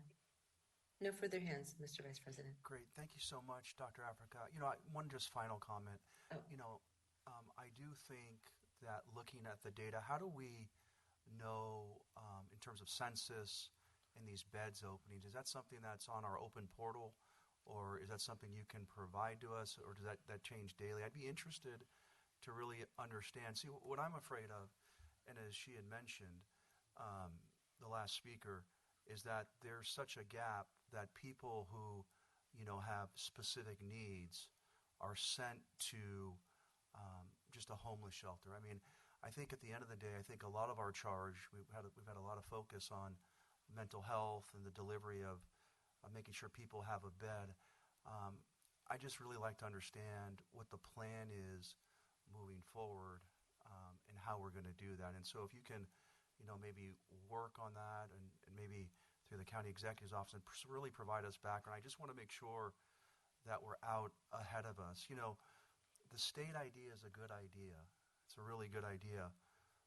But sometimes the state resources that we've seen, obviously because of the past budgets they've had and the budget moving forward, the dollars just aren't there. And so we may have to be self-reliant on how we move forward in just terms of how we're going to care for people. So, sharing sort of what the plan is, understanding what the census figures are, the data to that would be really helpful moving forward. It's not an easy job, but I really appreciate how you do your job and really looking forward to potentially collaborating on this. Okay. And just Supervisor Canapa, we actually track the census very carefully. As the speaker said, the referrals come through us. And so when there is an individual that is leaving, for example, the psychiatric emergency services, and we're finding the right step down for them, our team tracks that. And then we work very closely with Caminar, and they have in the past refused some of those referrals. So we track that, and that's why I was able to look at the census for the last an average of 5 years at 68%. But we can, if that's of an interest, we can give that to you. And again, I want to just make sure we are going to RFP to provide another provider that can provide this level of service as well. So the gap will not be there, hopefully, that long. Great. Thank you so much, Dr. J. That brings us to the next item. It's item 6. It's a resolution authorizing an agreement with Life Moves paid for with Measure K funds for street-based homeless outreach and dispatch services. This item comes to us from the Human Service Agency, and I will ask HSA staff to present this item. Claire Cunningham. Thank you, Claire. Great. Thank you so much, Board Vice President Canapa. Good afternoon, Honorable Board of Supervisors and esteemed colleagues. I'm Claire Cunningham, the HSA Director, and I am very pleased to provide an overview of the Homeless Outreach and Dispatch Services contract that is before you this afternoon for action. HSA's Center on Homelessness recently redesigned the county's homeless outreach service model to improve outcomes, including greater outreach capacity and quicker response times, more streamlined services, and the elimination of multiple service providers in individual regions, and improved data quality and outreach mapping. The redesign that we engaged in also created 4 distinct outreach regions: North County, South County, Coastside, and Bayside. The Center on Homelessness conducted a request for proposals process earlier this year, and Life Moves was selected to provide homeless outreach services in 3 of the 4 regions: North, South, and Bayside. And they were also selected to provide outreach, to provide dispatch services countywide. This is a 2.5-year contract in the amount of almost $6.5 million that funds over 23 full-time equivalent positions to provide homeless outreach services in 3 regions and countywide dispatch services. 80% of the contract amount is funded through Measure K, and 20% is funded through state homeless housing assistance and prevention grant monies. So with that, I'm available to answer any questions the board may have. Are there any questions for Ms. Cunningham? Seeing none, Mr. Clerk, do we have any public comment? Thank you, Mr. Vice President. No speakers from chambers, so Madam Clerk, please proceed. Public comment now open for item 6 for an agreement with Life Moves. One hand raised for Grace. Grace, please unmute and begin. Yes, well, my name is Grace Schwab. I'm a resident of Burlingame, and I've commented several times at the Millbrae City Council meeting when Life Moves gives their quarterly update. The information presented in the PowerPoint presentation is biased and really just goes to further an argument that Life Moves is a proper agency to devote all these funding to. But it's really misleading the information. For example, they claim that most of the people that they engage with are from San Mateo County, claiming residency. However, they failed to actually ask any further follow-up questions as where they're last employed or housed. And also they label things bed nights, which do not represent how many people they're actually helping, but how many nights they actually provided a bed to somebody. They need to be more transparent with their data to really inform the public of whether they are providing a benefit to the county or not. Thank you for your time. Thank you, Grace. No further hands, Mr. Vice President. Great, thank you very much, and thank you, Claire. Can I get a motion on this item to adopt the resolution? So moved. Is there a second? Second. May I have a roll call, please? Sure. Supervisor Pine? Yes. Thank you. Supervisor Corsa? Yes. Supervisor Mueller? Yes. Thank you. And Supervisor Canepa? Yes. Thank you. Motion passes with Supervisor Slocum being absent. Okay, we're now on to planning and building. We're now on to item 7, which is a resolution to accept the 2023-2024 annual report for the Midcoast Park and Recreation Development Fees Trust Fund, and to confirm the annual fee adjustment. This comes to us from the Planning Department, and we'll start with a presentation from Mr. Monowitz. Good afternoon, Supervisors. Actually, the Department's Administrative Services Manager, Ellie Dahlman, will make today's presentation. All right, come on up, Ellie. All right, good morning, Board of Supervisors, County Executive Callaghy, Assistant County Executive Rodriguez, and County Attorney Niblin. My name is Ellie Dahlman. I'm the Administrative Services Manager for the Planning and Building Department, and I'm here today to present the annual report and proposed fee increase for the Midcoast Park and Recreation Development Fee. And on the next slide, we have the recommendation that is before you today, which is to adopt a resolution accepting the 2023-24 annual report for the Midcoast Park and Recreation Development Fees Trust Fund, and to confirm the annual fee adjustment. So this mitigation fee was originally adopted by this board on January 28th in 2003, and per the Mitigation Fee Act, an annual report shall be prepared for this fee each year. This fee applies to new residential development as well as residential reconstruction or remodeling projects that increase square footage. and this applies only to projects that are located in the unincorporated mid-coast areas of our county. And the funds collected are used to acquire or develop parks located in and primarily used by mid-coast residents. And the current fee is $2.02 per square foot of new accessible space. On this slide, you see that the county continues to collect fees each year, which are deposited into the trust fund used to acquire and develop parks in the mid-coast unincorporated area of our county. And on average, over the last 5 years, this fee has had approximately $28,000 in revenue each year.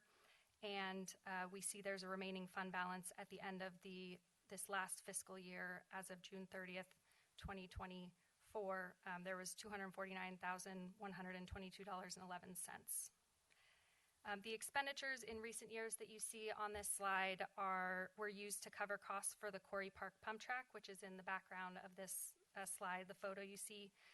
And the Parks Department has not yet identified any projects that they'll use these funds for currently, but they are waiting for additional revenue until they identify a new project. And the proposed fee increase, as required by county ordinance, this fee is proposed to increase based on the current engineering news record construction cost index to a new amount of $2.05 per square foot of new accessible space. And this will be effective January 1st of the new year. And that concludes my presentation. I'm happy to take any questions. Thank you for the presentation. Are there any questions? All right, seeing no questions on this matter, do we have public comment? Thank you. No speakers from chambers. So, Madam Clerk, please proceed. In Zoom for item 7 for the annual report for Midcoast Park and Rec development fees. One hand raised for Carlisle Young. Carlisle, please unmute and begin. Thank you, Sherry. When these went into effect back in 2003, they also was not just to acquire parks, but also to provide facilities. And the most recent tsunami evacuation warning did show that we definitely lack a community center in the unincorporated area. And this is my pitch over the years to have the county possibly utilize some of these funds to provide a community center that could also be a place for an emergency evacuation center for Midcoast residents. We can't all go to the Half Moon Bay High School when that sort of thing happens, but they could also have senior programs like hot lunches, et cetera, which we also don't have. Most cities provide that for their residents. Since we're not a city, we have nothing. So that's a thought, just putting it out there. Thank you very much. Thank you, Carlisle. No further hands, Mr. Vice President. Great. Thank you very much. Okay, that's all the comments and questions. Is there someone who wants to make a motion to adopt the resolution? All right. A second. Okay, great. Can we have a roll call, please? Yeah, sure. Supervisor Pine? Yes. Thank you. Supervisor Mueller? Yes. Thank you. Supervisor Canepa? Yes. Thank you. Motion passes with 3 supervisors present and Supervisor Corso and Slocum being absent. All right. Brings us to the county executive portion of the meeting. The next item on the agenda is item 8, which is confirmation of Colleen Chawla as the Chief of San Mateo County Health. Mr. Callaghy. Thank you, Vice President Canepa and esteemed board members. As you know, our incredible Chief of Health, Louise Rogers, will be retiring in March. And this is something that has kept me up at night because it's one of by far the largest department, not only in size, but in finance wise, but also in the importance of the people that they serve. And it's a huge responsibility to run health, which we pride ourselves on in this county. So we endeavored to replace Louise after doing a nationwide search. And I am just so happy that in that search we found Colleen Chawla, who hails from Alameda County and basically doing the same as the director of Alameda County Health, providing leadership there to their largest agency, covering services that include public health, behavioral health, environmental health, homelessness, emergency medical services, and indigent care. And it should be noted, prior to going to Alameda County as the head of the agency, she was the second in charge of San Francisco's San Francisco Public Agency. Suffice it to say that Ms. Chawla has been battle tested. She is an incredible leader, according to all of her references that I personally checked out. The Alameda County executive, who I know well, is very distraught about losing her. And unfortunately, their loss is our gain. And we're just so happy to have Ms. Chawla signed up to take over for Louise and really carry on the great work and really carry forward the great work that Louise Rogers has done, but with her own style. So I believe Ms. Chawla is online if she would like to say a few things. Suki, could you see if I think she's been online for a long time. Yes, please proceed, Ms. Chawla. Thank you. Thank you very much, County Executive Callaghy.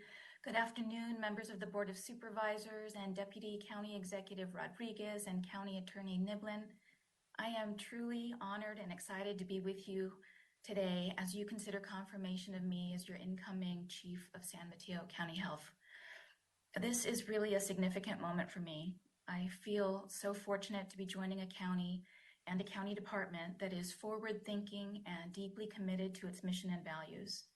I have the deepest gratitude to be provided this opportunity and believe that this is an environment where I can both learn and grow and also make a meaningful contribution. I have a long-standing commitment to supporting a robust public health safety net system of services and supports. As you've heard from County Executive Callaghy, I've spent 20 years of my career in service in local Bay Area health departments, first in San Francisco and currently in Alameda County. With the changing policy landscape at the state level and at the federal level, local health departments are being presented with many opportunities and some challenges. These initiatives will require local health departments to increase collaboration, coordination, communication, and data sharing across divisions within their departments, as well as with partners and adjacent systems to best serve our shared clients and patients. As one of the few places in California with physical health and behavioral health care delivery systems, public health infrastructure, and the local Medicaid plan all under the same county umbrella, San Mateo County is well positioned to continue to advance on the promise of these integrated initiatives. Over the years, I've had the pleasure of working with colleagues from San Mateo, including a long professional relationship with your extraordinary current chief, Louise Rogers, and I'm excited by the chance to join this skilled and dedicated team. I look forward to getting to know my department, community, and county colleagues and to build partnerships that support a healthy San Mateo County. And before I conclude, I feel compelled to remark on the recognition of Supervisor Pine and President Slocum. I was moved by the outpouring of affection and admiration for the both of you. I'm very sorry that we'll not have an opportunity to work together, though I'm very much looking forward to working with you, Vice President Canepa, Supervisor Mueller, and Supervisor Corso. Thank you again for this tremendous opportunity. Thank you very much. Supervisors, Supervisor Corso. Just want to give you a warm welcome to the county. We are very excited for you to start on, and they are big shoes to fill, but we're really confident in your ability to do so. And health is such an important, public health is such an important department in our county. So excited to work with you in that. Thank you so much. Supervisor Mueller. Yeah, I also wanted to say welcome, and I wanted to let you know I got a reach out from an old friend who I consider a legend, Ann Cronenberg, who was so excited to hear you're coming and had just magnificent things to say about you. And so I wanted to share that with you. She's at the top in my books. So really looking forward to working with you. I appreciate that. Thank you. Are there any other comments? Chala, I just really want to welcome you to San Mateo County.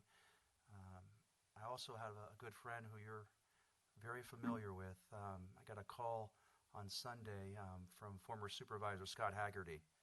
And so Scott, he accused me, and I had nothing to do with it, or two other board members, of pilfering you from Alameda County. But it's great to see this election. It's great to see what succession looks like. As you eloquently had said, Luis Rogers is probably, within our county, probably one of the most respected department heads, right? Running a huge health system. But I take great comfort in knowing that in Alameda County, your health system is probably the largest in the Bay Area, or one of the largest. So I'm really looking forward to working with you, and excited about this hire. I will tell you this, just for procedural purposes, the Board of Supervisors on department head hirings, you might be wondering, well, why is this before us? Well, it's before us because under our charter, we have to move forward with a vote from the Board of Supervisors. And so welcome. And Mr. Clerk, do we have any public comment in the chamber, out of the chamber? Thank you. No speakers from chamber, so Madam Clerk, please proceed. Now open for item 8 to confirm Colleen Chawla as Chief of San Mateo County Health. Please raise your hand to comment. No hands raised, Mr. Vice President. Great. Are there any additional comments that anyone would like to make? Mr. Canema, I Yes. just wanted to add my welcome to Colleen. I'm sorry I won't have a chance to work with you. You're lucky to be joining such a magnificent department that really shows such state leadership, and I'm sure that it will prosper under your stewardship. Great. Thank you. Can I get a motion, please, to confirm Ms. Chawla's appointment as the Chief of San Mateo County Health? I'll move. Second. Okay. Thank you very much. A roll call, please. Sure. Supervisor Pine? Yes. Supervisor Corzo? Yes. Supervisor Mueller? Yes. And Supervisor Canepa? Yes. Thank you. Motion passes with Supervisor Slocum being absent. Great. We're moving through the agenda pretty rapidly. What's the will of the board to have lunch in closed session, or shall we continue? Okay. So I'm hearing from Supervisor Corzo for lunch. Is that okay with everyone else? Seeing that it is, what we'll do is we'll break out for lunch. We'll do closed session. Mr. Niblin? Yeah, I was just going to confirm that was the board's plan. I think a motion to reorder the agenda to move closed session to now, and take the balance of the agenda after lunch and closed session. Great. Supervisor Corzo, will you make that motion? Yes, I move to reorder the agenda to take closed session now and continue with the rest of the agenda afterwards. Great. Is there a second? Second. Great. Roll call, please. Supervisor Pine? Yes. Supervisor Corzo? Yes. Supervisor Mueller? Yes. And Supervisor Canepa? Yes. Thank you. Motion passes. Great. Thank you. Thank you. The board is in closed session and currently in recess. The time is now 12:19 p.m. Thank you.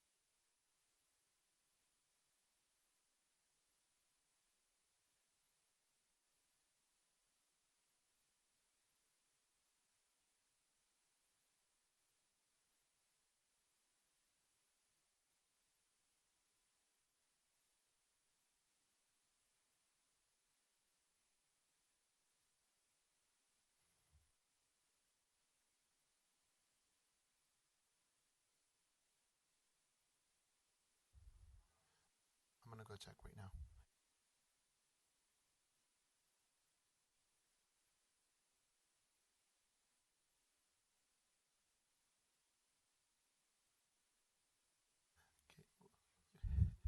We'll start in about 30 seconds.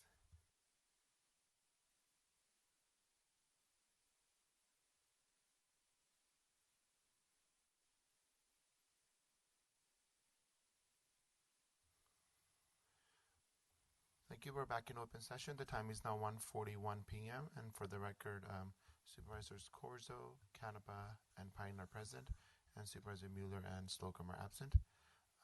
Mr. Attorney? Thank you, Mr. Clerk. Through the chair, I'll note that there is nothing to report out of closed session. Thank you. Back to you, Vice President Canepa. Great. Thank you very much. That brings us to item 9, which is a resolution for an agreement funded by Measure K with Community Overcoming Relationship Abuse to administer the county's Guaranteed Income Pilot Program for domestic violence survivors, an associate appropriation transfer request, ATR. This comes from the County Executive's Office. Mr. Mates, please go ahead with your comments.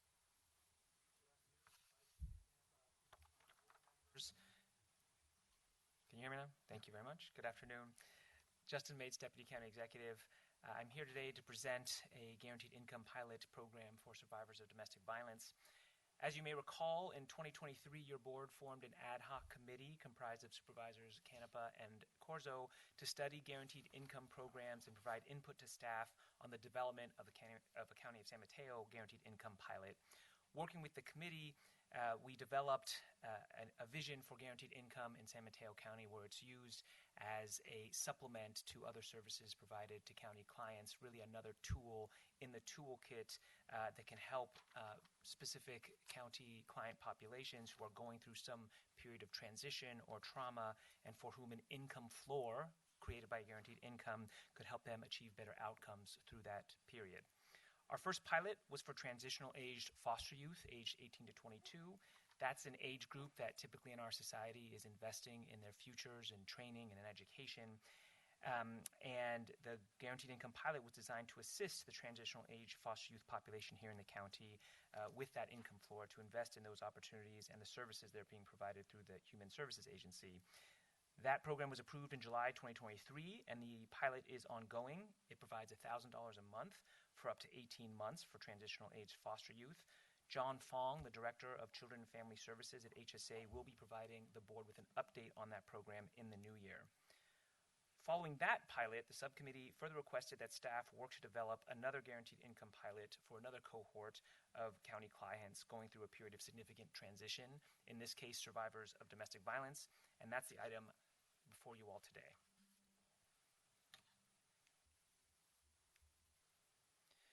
The goal of this new pilot program is to help provide a pathway to financial stability and independence to individuals with minor children who are leaving abusive relationships. Based on our research, we're not aware of any other county who has launched a guaranteed income program specifically to address the unique challenges faced by survivors of domestic violence as they work to separate from an abusive relationship. But for a number of reasons, we think a guaranteed income pilot can be very impactful for this population.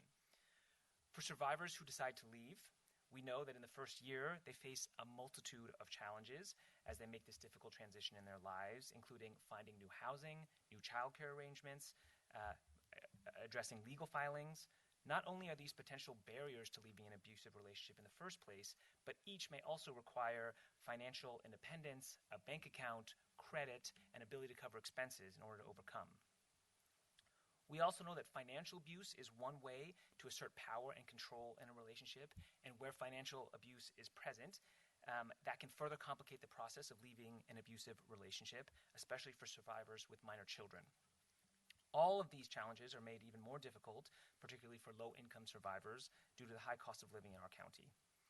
These factors strongly indicate that a supplemental and reliable source of income during this crucial transition time could be of great benefit to survivors as they work to establish self-sufficiency and independence from their abuser.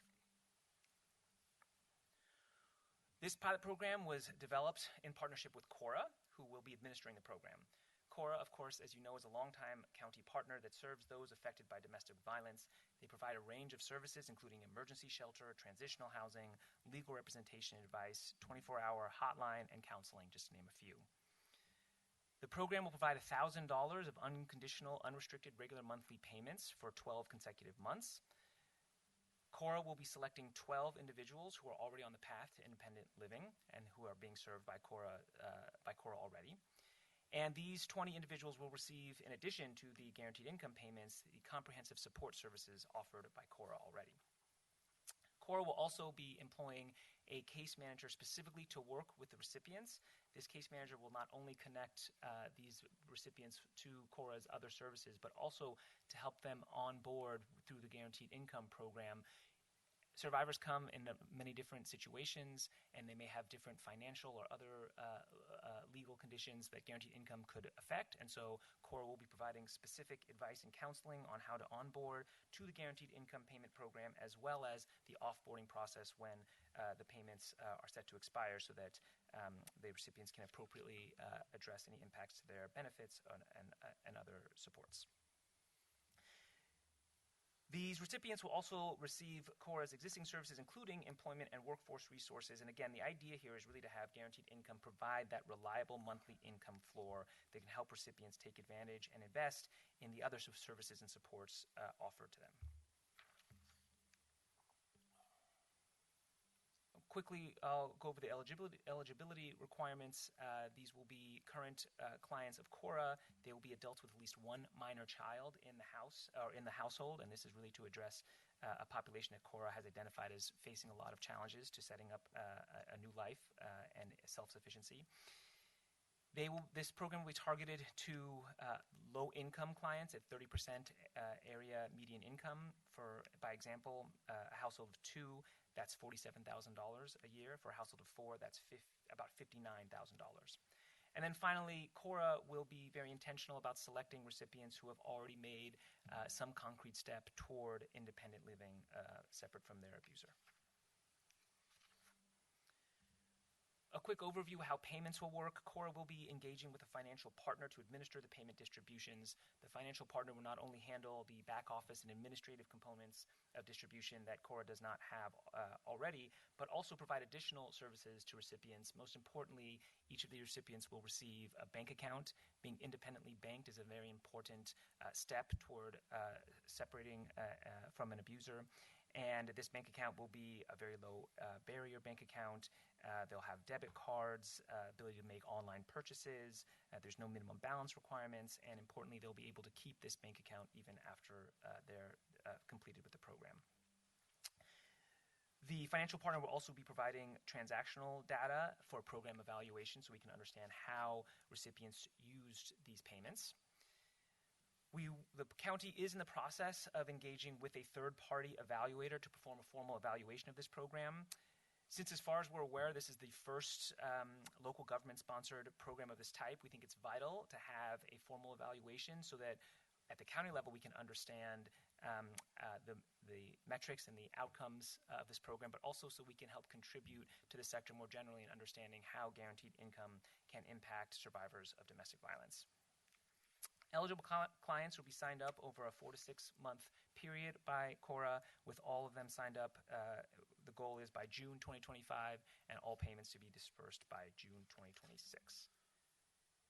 A brief overview of the budget here. The total budget is $358,000, the vast majority of which, $240,000, is the direct guaranteed income payments.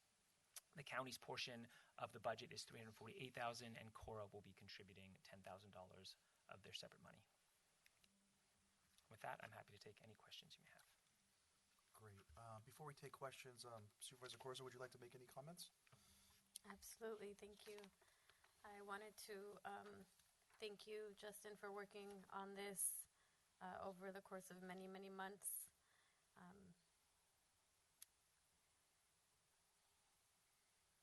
I'm really excited that we will be offering this in our community, and while it's for 20 people, I think that's 20 survivors that desperately need this kind of support. And I did some research. I do think we'd be the first government-sponsored agency to do this, and that's really exciting and feels very important. There are other government agencies that are exploring this, but they have not hit go like we are about to. So I'm really grateful that our county will be the first to get this done. I spoke earlier a bit about some of the loss we've seen in our county because of domestic violence, and in many cases, financial abuse and financial dependency is at the core of what keeps victims and survivors with their abusers. And I think this is a really impactful step in the right direction. And my intuition tells me that it will be very, very successful, that lives will be saved, and that it will hopefully be replicated and expanded everywhere where it's needed, which is everywhere, because this impacts everyone in every demographic. Really excited that we also get to see one of the recommendations from the Fund the Future report move forward, because this is a type of guaranteed basic income. This is guaranteed basic income for a very specific vulnerable demographic. Again, thank you for working on it. Also very grateful to Cora for continuing to say yes to every single partnership and program that we have asked them to consider implementing. Their work is highly complex, very survivor-led, and that has its challenges at times. And I just want to also state the importance of one of the eligibility requirements, which is that survivors that will qualify for this program will need to be in transition or not living with their abuser, and Cora really is the best organization to make that determination. We want to be that helping hand to survivors in a time of great risk for them, because we know most victims of domestic violence that don't survive it were killed while leaving their abusers.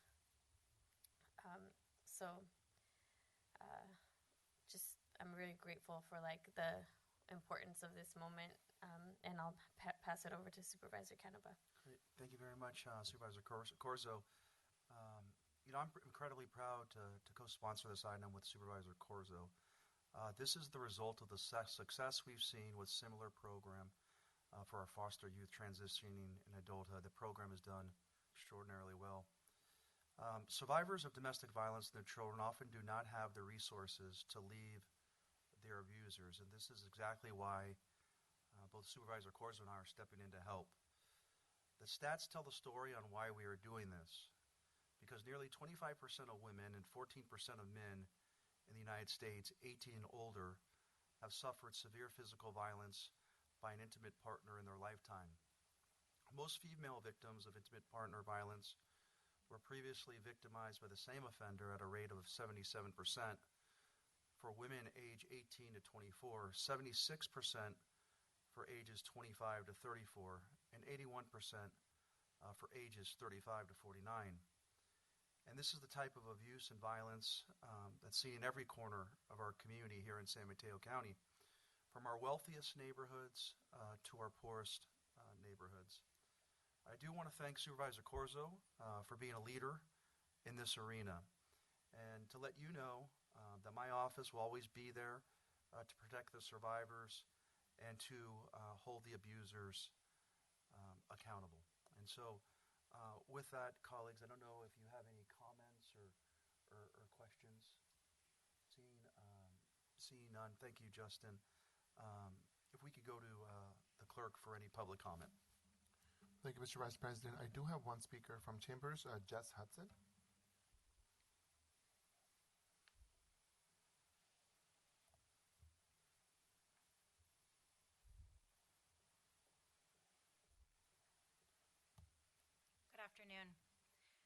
want to thank you so much for bringing this forward. And I'm coming to you today as a survivor from District 1, and I'm going to try not to cry.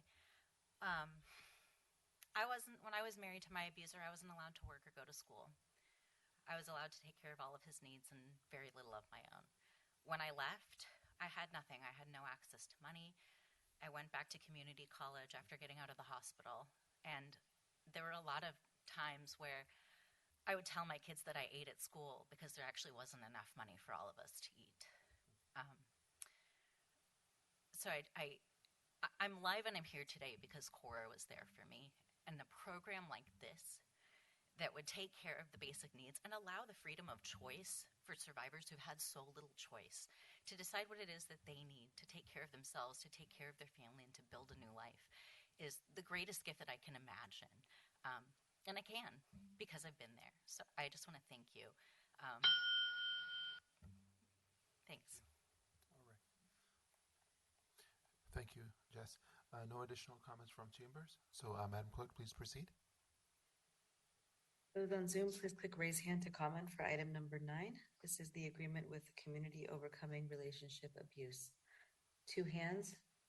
Looks like we had Rhonda Reyna. It just lowered, so I'll come back to you if you raise it. We'll go to Nirmala Vanderpali. Nirmala, please unmute and begin.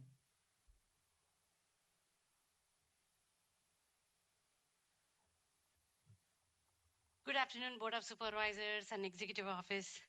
I'm Nirmala Vanderpali, resident of San Mateo County and member of the Commission on Status of Women. In San Mateo County, around 10,000 individuals face domestic violence annually, with over 5,000 seeking help from support organizations. Alarmingly, 90% of these victims experience financial abuse, which traps them in dangerous situations and often leads to poverty for those who manage to leave. Across the U.S., over 150 guaranteed income programs are being implemented for vulnerable populations, including domestic violence survivors. Research indicates that even small unconditional cash transfers can significantly improve participants' life, providing them with the financial means to cover essential needs such as transportation and childcare, empowering them to escape abusive relationship and achieve independence. I thank the board and the executive office for their commitment to support survivors of domestic violence. Thank you. Thank you, Nirmala. Rhonda Reyna, please unmute and begin. Can you hear me? Yes. In 2007, the grand jury released a report stating that CORE needed more oversight. Since that time, CORE's actions have harmed DV survivors like myself and many others who've testified over the past year at the Domestic Violence Council meetings. DV survivors in San Mateo County have had their assets pillaged during post-separation abuse by and facilitated by the San Mateo County Family Court. Your requirements demonstrate that you have no understanding that the highest demographic impacted in San Mateo are the stay-at-home moms to rich, wealthy, psychopathic men. And I am concerned that you are going to be giving this money where there should be millions and billions of dollars of VAMA money to fund mothers like myself, the ones who have come to you for help and CORE and been denied this, that you're going to send that money to non-Americans who've not paid into the taxes that we've all covered during our years here. And this is unacceptable. I think that the mothers who've showed up should be the first ones to receive any funding. Thank you, Rhonda. No further hands, Mr. Vice President. Great, thank you very much. Supervisor Corzo, would you like to make a motion to adopt this resolution and approve the ATR? So moved. I'll second. Can I have a roll call, please? Sure, and for the record, I did receive a written comments, which the person just spoke, so I'll be reading that comment. I'll take the roll call. Supervisor Pine? Yes. Thank you. Supervisor Corzo? Yes. Thank you. Supervisor Mueller? And Supervisor Canepa? Yes. Thank you. Motion passes with Supervisor Slocum being absent. All right. The next item on the agenda. The next item on the agenda is item 10, which is a resolution for a grant agreement for District Discretionary Measure K funds not to exceed $19,500 for empowerment through action at Hillsdale for a tough shed and lead positions for the Peace Pantry, Community Garden, and Community Closet. This item comes from Supervisor Corso. Supervisor Corso, please go ahead with your comments. Thank you. Empowerment Through Action is an incredible program at Hillsdale High School that provides basic needs, basic support for basic needs to families in need. I'm grateful for their partnership and honored to be able to play a part in helping to expand the program. I respectfully request support in providing this grant to this community group. Great, thank you so much, Supervisor. Are there any questions or comments from other supervisors? Seeing none, I'll now ask the clerk to take any public comment. Thank you. No comments from chambers. So, Madam Clerk, please proceed.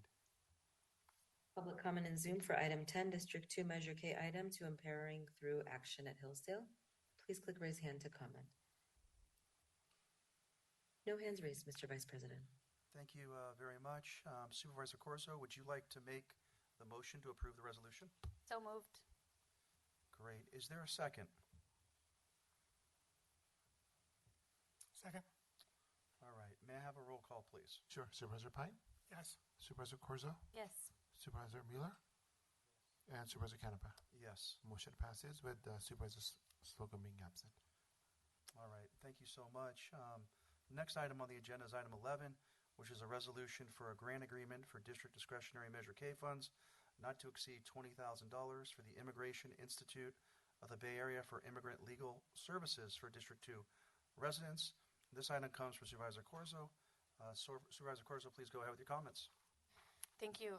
In this moment of uncertainty and fear, it's really important now more than ever that we support the organizations doing important work to support our immigrant communities. This grant will help the Immigration Institute of the Bay Area connect vulnerable immigrants to legal resources and ensure they know their legal options, including eligibility for new, lesser-known programs. Thank you to IIBA for their partnership and to the IIBA staff for their tireless work. Great. Thank you very, very much. Are there any comments from my colleagues or questions? Seeing none, let's go to public comment. Thank you. No comments from chambers. So, Madam Clerk, please proceed. Public comment in Zoom. Please click raise hand for item 11, District 2 Measure K to Immigration Institute of the Bay Area. No hands raised, Mr. Vice President. Thank you very much. Supervisor Corso, would you like to make the motion to approve this resolution? Thank you. All right, second. Second. Okay, I'll take the roll call. Supervisor Pine? Yes. Supervisor Corzo? Yes. Supervisor Mueller? Yes. And Supervisor Canepa? Yes. Motion passes with Supervisor Slocum being absent. All right, wonderful. The next item on the agenda is item 13, which is a resolution for a grant agreement for District Discretionary Measure K funds not to exceed $50,000 for the Legal Aid Society of San Mateo County for Eviction Defense Services and Tenant Education. This item again is from Supervisor Corzo. Supervisor Corzo, please go ahead with your comments. I'm sorry, I think we missed item 12, which is also from me, but for you might be right. Caring Hands in Health program. Let me see here. That's right. You are correct. So why don't we go back to item 12? The next item on the agenda is item 12, which is a resolution for a grant agreement for District Discretionary Measure K funds not to exceed $56,473 for the San Mateo County Health Foundation to support Caring Hands in Health. Supervisor Corzo. Thank you. The San Mateo County Health Foundation serves approximately 79,000 patients within the San Mateo County Health System, and its mission is to serve the county's most vulnerable community members. This grant will help patients pay for their copays and prescription drug costs and fund important take-home medical equipment such as glucose monitors, diabetic strips, blood pressure cuffs, external catheters, wheelchairs, walkers, canes, etc. I'm also really excited that this grant funds temporary recuperative housing for patients. It'll fund 485 nights of hotel stays for patients going through intensive medical care who are housing insecure or unhoused. It's much harder for a patient to heal if they don't have a roof over their head, and we'll be ensuring that some of the county's most vulnerable patients are given the care and support they need and deserve. Thank you. All right. Are there any comments or questions from the board? Seeing none, is there any public comment? Thank you. No speakers from chambers for item number 12. So, Madam Clerk, please proceed. Public comment in Zoom, item 12, District 2, Measure K item to the San Mateo County Health Foundation. Please click raise hand to comment. No hands raised, Mr. Vice President. Thank you very much. Supervisor Corzo? So moved. All right. Is there a second? All right. Roll call, please. Sure. Supervisor Pine? Yes. Supervisor Corzo? Yes. Supervisor Mueller? Yes. And Supervisor Canepa? Yes. Motion passes with Supervisor Slocum being absent. All right, wonderful. This next item on the agenda is item 13, which is a resolution for a grant agreement for district discretionary measure K funds not to exceed $50,000 to the Legal Aid Society of San Mateo County for eviction defense services and tenant education. This item again comes from Supervisor Corso. Thank you. Legal Aid San Mateo County's housing team provides comprehensive legal aid and education to tenants in our county. The housing intake line staff respond to calls for tenants facing eviction or other challenging circumstances. They screen callers for legal issues, provide education on tenant rights, and schedule appointments with attorneys when needed. Very simply put, Legal Aid's work prevents homelessness. I'm proud to support Legal Aid's housing team and help the organization expand their work helping tenants in District 2. We may have David Carducci, directing attorney for the housing team, online. I'm not sure if he was able to wait the meeting out this long. I don't see that name.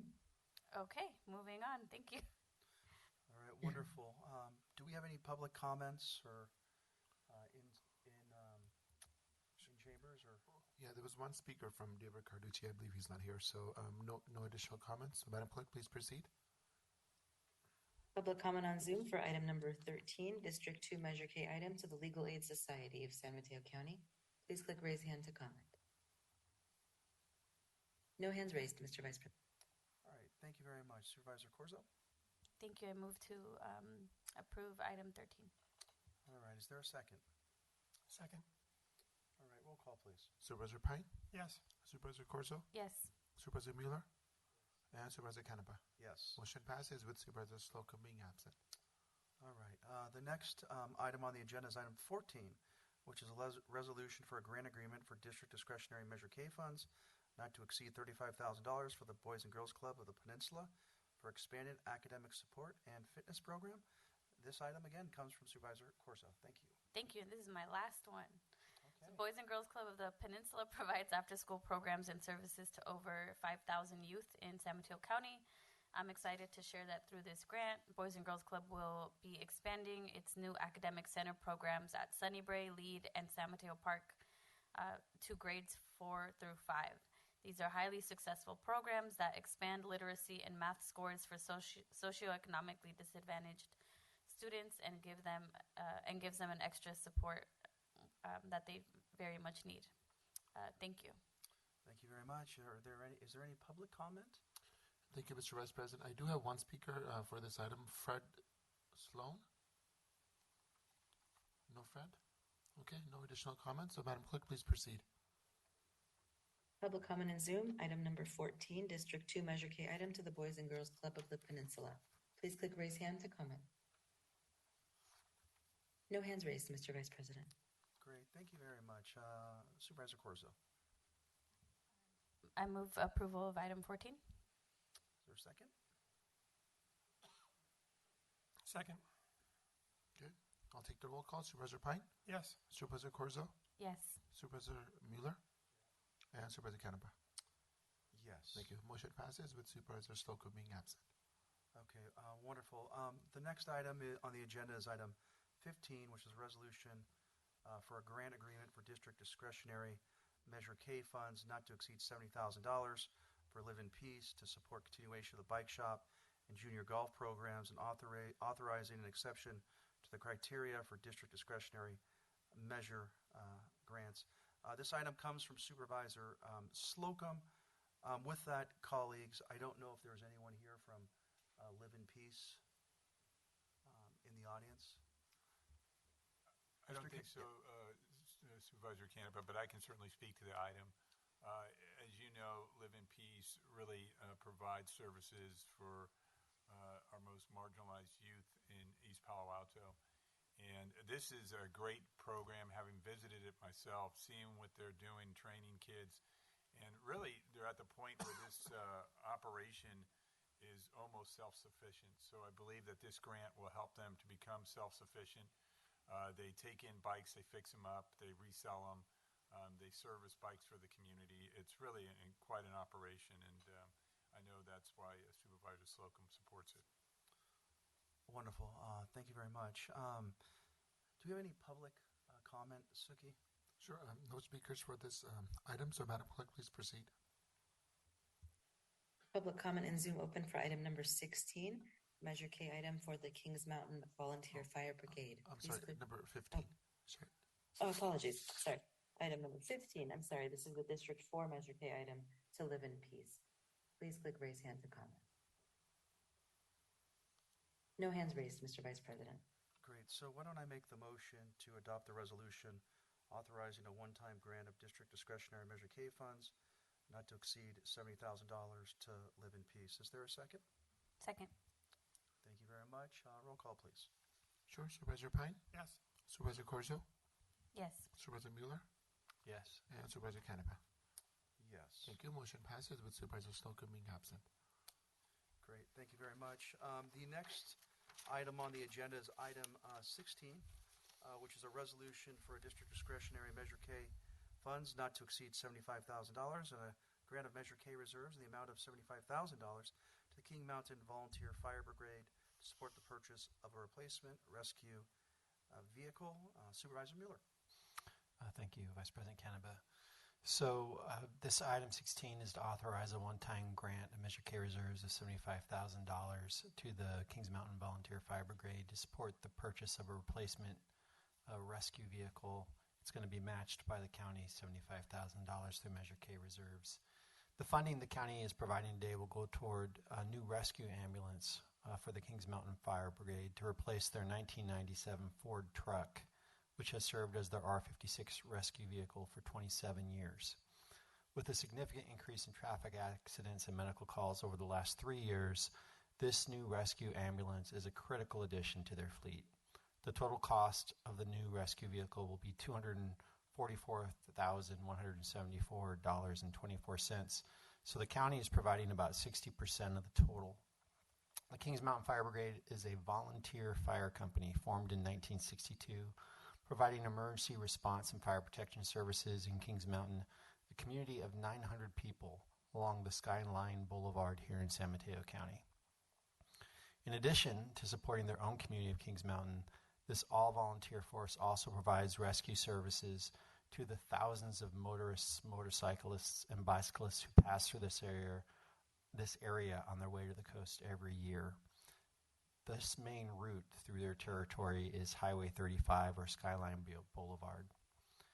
When something happens here that results in tragedy, it's the Kings Mountain Fire Brigade and their team that comes to the rescue with paramedics, firefighters, and now, thankfully, with this investment, a fully equipped rescue ambulance. At this time, I'd like to go ahead and invite, is Chief Sullivan here? No. Well, with that, is there anyone, I'm going to go ahead and turn over. Is there anyone who wants to speak on the item? Yes.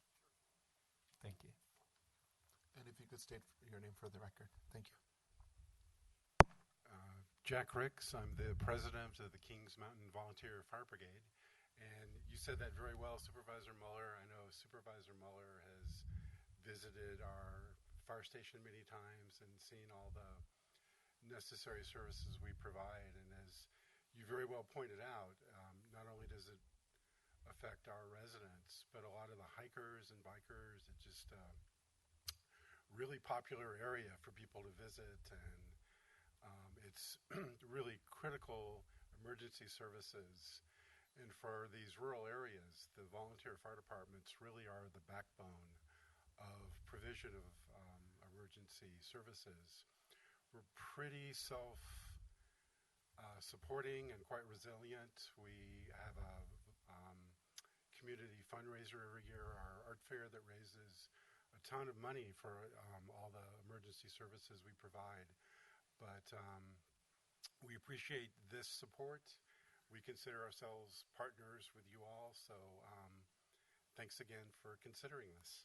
Well, thank you. We're very grateful for just the sense of community that is in place with the Volunteer Fire Brigade. It's incredible. I'll pass it back to you, Vice President Canepa. Yeah, thank you so much. Do we have any public comment on this? Sure, thank you, Mr. Vice President. No additional speakers from chambers, so Madam Clerk, please proceed. Public comment now open for item 16, Measure K item to the Kings Mountain Volunteer Fire Brigade. Please click raise hand to comment. No hands raised, Mr. Vice President. All right, thank you so much. What's your pleasure, Mr. Mueller? I'd like to go ahead and make the motion. All right, is there a second? Second. Thank you. Call, please. Sure. Supervisor Pine? Yes. Supervisor Corzo? Yes. Thank you. Supervisor Mueller? Yes. And Supervisor Canepa? Yes. Thank you. Motion passes with Supervisor Slocum being absent.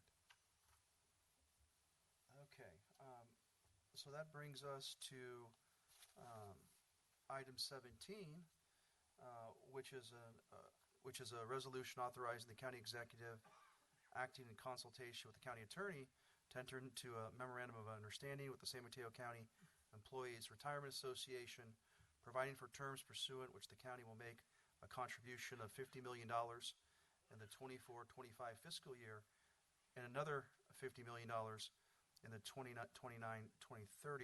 fiscal year for the purpose of maintaining a minimum average employer contribution rate of 27% of payroll and authorizing the allocation of one-time sources of funds in the amounts of $50 million in each of these 2 fiscal years and other associated actions. This item comes from Supervisor Pine and the county executive. Supervisor Pine, please go ahead with your comment. Okay, I'll kick things off here. Just over 10 years ago, I requested the Board of Supervisors to approve the use of unbudgeted ERAF funds to pay down our unfunded pension liabilities. At that time, the county was only funding 65 to 70% of our pension obligation, which put the county at risk of facing increases in ongoing pension funding requirements. The additional funding totaled approximately $266 million over time, which helped us increase the funded portion of our pension obligation to approximately 85%. By providing this supplemental county funding, the county saved approximately $10 million in annual ongoing funding. So moving to the current proposal, given that the original MOU with SAMSERA ended on June 30, 2023, Robert Mankia and Michael Boland are working with SAMSERA to negotiate the updated MOU. The new agreement is expected to provide approximately $130 million in one-time savings, an additional $10 million per year in ongoing savings. It is also expected to set our funded portion of the pension at somewhere between 88 to 100% of total obligations. This will well position San Mateo County to be one of the best funded pension programs in the state, if not the nation. In both cases, the added savings, particularly the ongoing savings, provide the county with funding to pay for a significant portion of past and recent renegotiated county employee salary increases. So I believe it's in our best interest to maximize and leverage one-time funds to free up ongoing funding. The county is also at risk of losing a significant portion of our in lieu vehicle license fees. So this will be a helpful backup plan. I'm pleased to leave the county in strong financial position, and this MOU certainly furthers that goal. Mr. Mankia, did you want to add anything? If I can just add, number one, it was incredible foresight on behalf of Supervisor Pine to look at this that many years ago and put us in this position, literally saving tens of $millions for the taxpayers by funding this.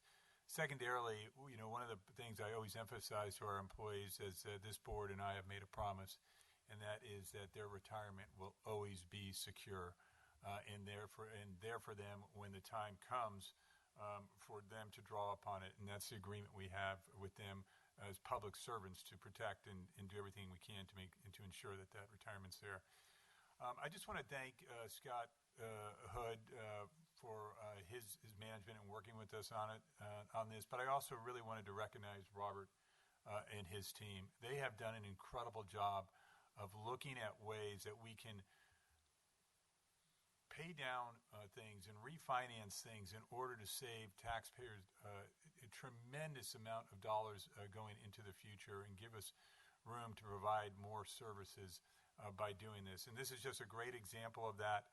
This will further allow us, by using these one-time funds, to really reap the ongoing savings that will be placed back into services in this community and back into the employees of our organization. So I just wanted to highlight that. And again, it's Robert's creativity and all that he does. And really, when I ask him to do these things, somehow he always pulls a rabbit out of his hat and gets it done. So thank you. Great. Thank you very much. Are there any comments from my colleagues? Okay. So we'll go to public comment. Thank you, Mr. Vice President. No speakers for item number 17 from chambers. So, Madam Clerk, please proceed. Public comment in Zoom open now for item 17, an MOU with Samsara. Please click raise hand to comment. No hands raised, Mr. Vice President. Great. Thank you so much. And thank you, Supervisor Pine. With that, would you like to introduce the motion? I'll move the item. Okay, move the item. Is there a second? Second. All right, wonderful. Roll call, please. Sure, Supervisor Pine? Yes. Supervisor Corso? Yes. Supervisor Mueller? And Supervisor Canepa? Yes. Motion passes with Supervisor Slocum being absent. All right, so our last item today is item 18, which is a resolution directing the county executive to establish a dedicated full-time staff position to focus on policies impacting women and children and to implement the report on a related action plan for women and children. Supervisor Corzo and Pine are sponsoring this item. Do any of you want to kick this off? Thank you. It is my honor to bring this item to the board together with Supervisor Pine as his last action on the board. It's notable that even at this last meeting, Supervisor Pine continues to advocate for issues he's been working on his entire career, especially childcare. This resolution is in response to the Fund the Future report that we heard back in October from the Commission on the Status of Women and is a result of many months of work from our staff and 2 years of work from the Commission, as well as many people working in the childcare arena in the county at large. This resolution directs County Executive Calgi to establish a dedicated full-time staff position to focus on policies impacting women and children and to implement and report on the related action plan for women and children. The action plan focuses on 4 areas that women themselves have identified as the areas most impacting their lives: the wealth gap and economic prosperity across their lifetime, childcare, domestic violence, which we've already seen is of growing concern, reproductive health and healthcare freedom, which we anticipate may be challenged with the incoming administration at the federal level. And I want to note that these issues are not limited to women. They impact men and people of all genders. So when we talk about caregiving, for example, we are not saying that it is solely a women's issue. We are saying that women themselves have identified caregiving as one of the main issues impacting equity and their quality of life. By focusing on issues that women themselves have identified, we make life better for all residents. For example, we know that every dollar spent on early childhood education yields nearly $2 in immediate economic benefits in our community. This investment in a staff position to carry out a focused action plan is an investment we anticipate will drive economic prosperity for our whole county. I'm excited to hear a report back on progress in the future and hope to see greater equity for women and children in our county. Now I'd like to invite Supervisor Pine to share his thoughts. Thank you, Supervisor Corzo. I'm very pleased and excited to partner with you on this effort. We learned many lessons from the pandemic, but one of them was the reminder of the role that women play in our economy, in particular economic challenges that they face. And although child care challenges impact all parents and caregivers, lack of access to quality child care impacts women and women of color the most. Women are the most likely to be victims of domestic violence and will face challenges if access to reproductive health care is restricted. San Mateo County understands these challenges, and I think we do a good job addressing them. However, all that said, sometimes our efforts can be a bit siloed and disparate. A dedicated position to focus on these issues will create a hub within the county so that we can take best advantages of synergies and best practices. I'm particularly excited about the opportunity to raise the profile of the San Mateo County Child Care Blueprint, which Supervisor Corzo and I were able to support with Measure K district funds last week. Thank you, Supervisor Corzo. Thank you for your continued advocacy on behalf of women and children in this county. Very much appreciate your current and ongoing efforts. All right, wonderful. Are there any additional comments? Seeing none, do we have any public comments? Yes, thank you, Mr. Vice President. I do have a few speakers here. Dana Chung, followed by Jess Hudson.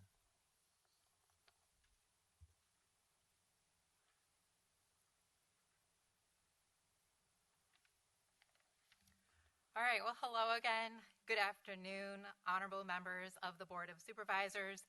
My name is Dana Chung. I am a resident of Menlo Park, the Executive Director of Community Equity Collaborative, a member of the Commission on the Status of Women. Most importantly, I am a mom.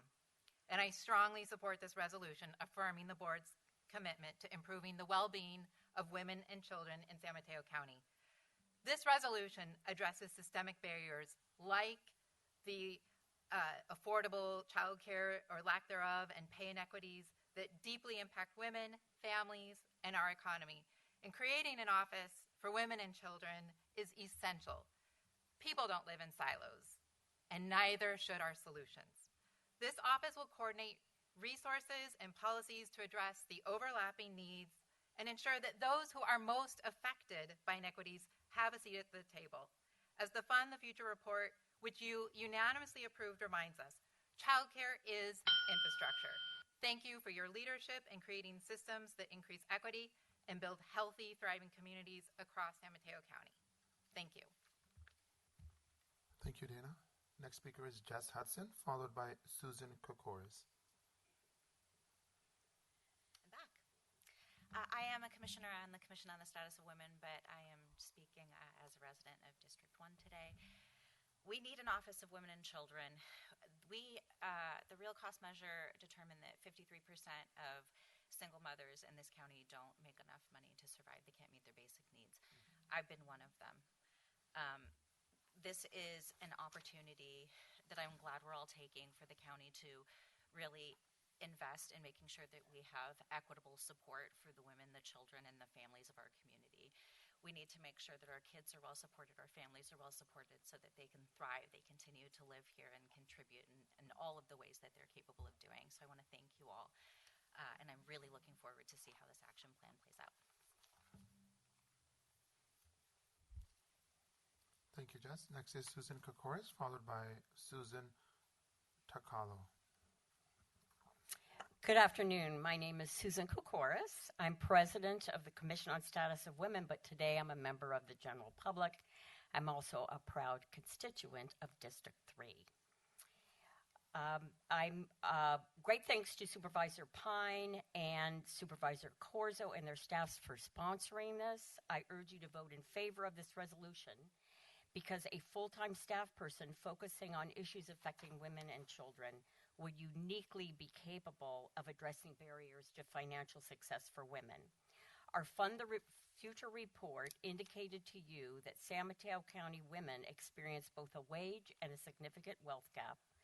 Drivers of these gaps include things unique to women, such as child care, family care responsibilities, concentration in low wage jobs, and the need for training for higher paid jobs, insufficient financial education, and lack of understanding of women to fund a longer retirement than men. Add to this the incredibly expensive housing, it becomes obvious that a comprehensive approach under one umbrella would be both smart and cost effective. Thank you to the board and to the County Executive Office for all the support that you have shown women. Thank you, Susan.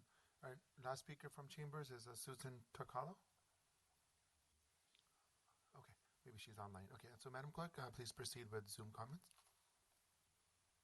We're now on item 18 in Zoom. Click raise hand to comment, and at this time we have 5 hands raised. Christine Padilla, followed by Nirmala Bandrapalli. Christine, please unmute and begin. Good afternoon. I'm Christine Padilla, Director of Build Up San Mateo County, a member of CCPC, and a former 12-year member of the Commission on the Status of Women. So you can tell I'm here to share my strong support for this resolution to create a full-time staff position focused on women and children. This is something we've been advocating for years, so seeing it take shape is incredibly meaningful. Women and children are the heart of our community, but the challenges they face often go unmet. The data doesn't lie. Juggling living costs, wage gap, and affordable childcare impacts our whole community. We've seen how it is to build efforts like this into county infrastructure. When Build Up was created, one of the biggest turning points was adding dedicated staff to focus on childcare facilities. That move turned an idea into a system of support, expanding access to childcare spaces and creating real change. A full-time position has the power to do so much for women and children, giving these issues the leadership and attention they deserve. Thank you so much to the board for all of your work, and we really appreciate all of the incredible staff for the work they do behind the scenes, helping to address concerns, organize feedback, and craft actionable solutions. Thank you so much. Thank you. Nirmala Bandrapalli, followed by Michelle Blakely. Nirmala, please unmute and begin. Good afternoon again. I'm Nirmala Bandrapalli, member of the Commission on Status of Women and a mother of 2 children. I strongly support this resolution. We need dedicated staff that support women and children well-being in our county. Childcare is viewed as a fundamental right, crucial for women's financial security. The lack of affordable childcare creates a ripple effect that impacts not only individual families, but also the broader economy. When women thrive, our communities flourish. Let's work together to drive change and ensure equitable opportunities for all families in the San Mateo County. And I thank the board and county executive office for demonstrating your commitment for supporting equity for women and children across the county. Thank you, Nirmala. Michelle Blakely, followed by Susan. Michelle, please unmute and begin. Good afternoon. I'm Michelle Blakely, Deputy Director at First Five, and I'm really excited to lend my support for dedicated positions serving women and children. We've been advocating for First Five for pregnant women and kids birth to 5 for many years, and we're looking forward to helping implement and strategize and think about the actionable ways to really fully utilize this opportunity. I really want to thank the Board of Supervisors, we do, as one of the funders of the Children's Blueprint, Child Care Blueprint, and other efforts that you mentioned earlier with Build Up and support for CORA. All of these issues are really important and really talks to the prevention and the early intervention and the infrastructure that's needed to really support women and children. So really enjoy and really excited about this bold move. And Supervisor Pine, of course, you're being bold. And Supervisor Corzo, thank you very much. And as I said, we look forward to really thinking about how to really best implement this work. And thank you. Thank you, Michelle. Susan, followed by Lysandra. Susan, please unmute and begin. Can you hear me? Yes, thank you. Okay, good afternoon. So my name is Susan Takalo, and I'm a member of the Commission on the Status of Women as well, and a proud resident of Half Moon Bay in District 3. I'm speaking as a member of the public, though, today. I worked with our team on the Women's Wealth Health section of the Fund the Future report, and I just want to echo all of the comments and the statistics that have been presented today by both the supervisors and in public comment. This proposal to dedicate a full-time staff person to focus on women and children policies and implement a report on the related action plan for women and children will make a tremendous impact in our county. Kudos to Supervisors Pine and Corzo, as well as their staff, for moving so quickly on this resolution as a result, moving from the Fund the Future report. I want to thank the board and executive office for demonstrating their commitment to supporting equity for women and children across the county and strongly support the formation of the Office of Women and Children. Thank you, Susan. Our last speaker is Lysandra. Lysandra, please unmute and begin. Hello, my name is Lysandra Gutter, and I'm a commissioner on the status of women, but today I'm speaking as a District 3 resident. I remember being a young single mother, constantly worried and stressed about work and childcare and how to balance the two. I felt alone. I worked at night and it wasn't easy. My career trajectory was limited due to these two entities conflicting. Current county data found in the Fund the Future report, which was presented by the Commission on October 8th, shows that child care and living wages are top concerns for San Mateo County women. I urge the board to vote in favor and to adopt this resolution to fund a full-time person to focus on women and children, and thank the board, especially Pine and Corso and the Executive Office for demonstrating their commitment to supporting equality for women. Thank you. Thank you. I'll turn it back to Mr. Clerk for a written comment. Thank you, Madam Clerk. I do have one written comment. It's longer than 250 words, over 5 minutes, so I'll just summarize. It's from Rhonda Reyna. Is this new county staff member going to be paid to conceal San Mateo County's systemic hatred of women and children, or will the well-documented Reyna case be investigated and all the perpetrators indicted, arrested, and prosecuted for crimes against humanity? Will this letter, well, yeah, she's asking me if this letter will be read. Yes, it will be read. So that's the end of public comments. Back to you. That was a good summation. With that, Supervisor Corzo or Pine, who would like to make the motion to adopt this resolution? I'd be happy to move this item forward. Second. All right. Roll call, please. Sure. Supervisor Pine? Yes. Thank you. Supervisor Corzo? Yes. Thank you. Supervisor Miller? Yes. Thank you. And then Supervisor Canepa? Yes. Motion passes with Supervisor Slocum being absent.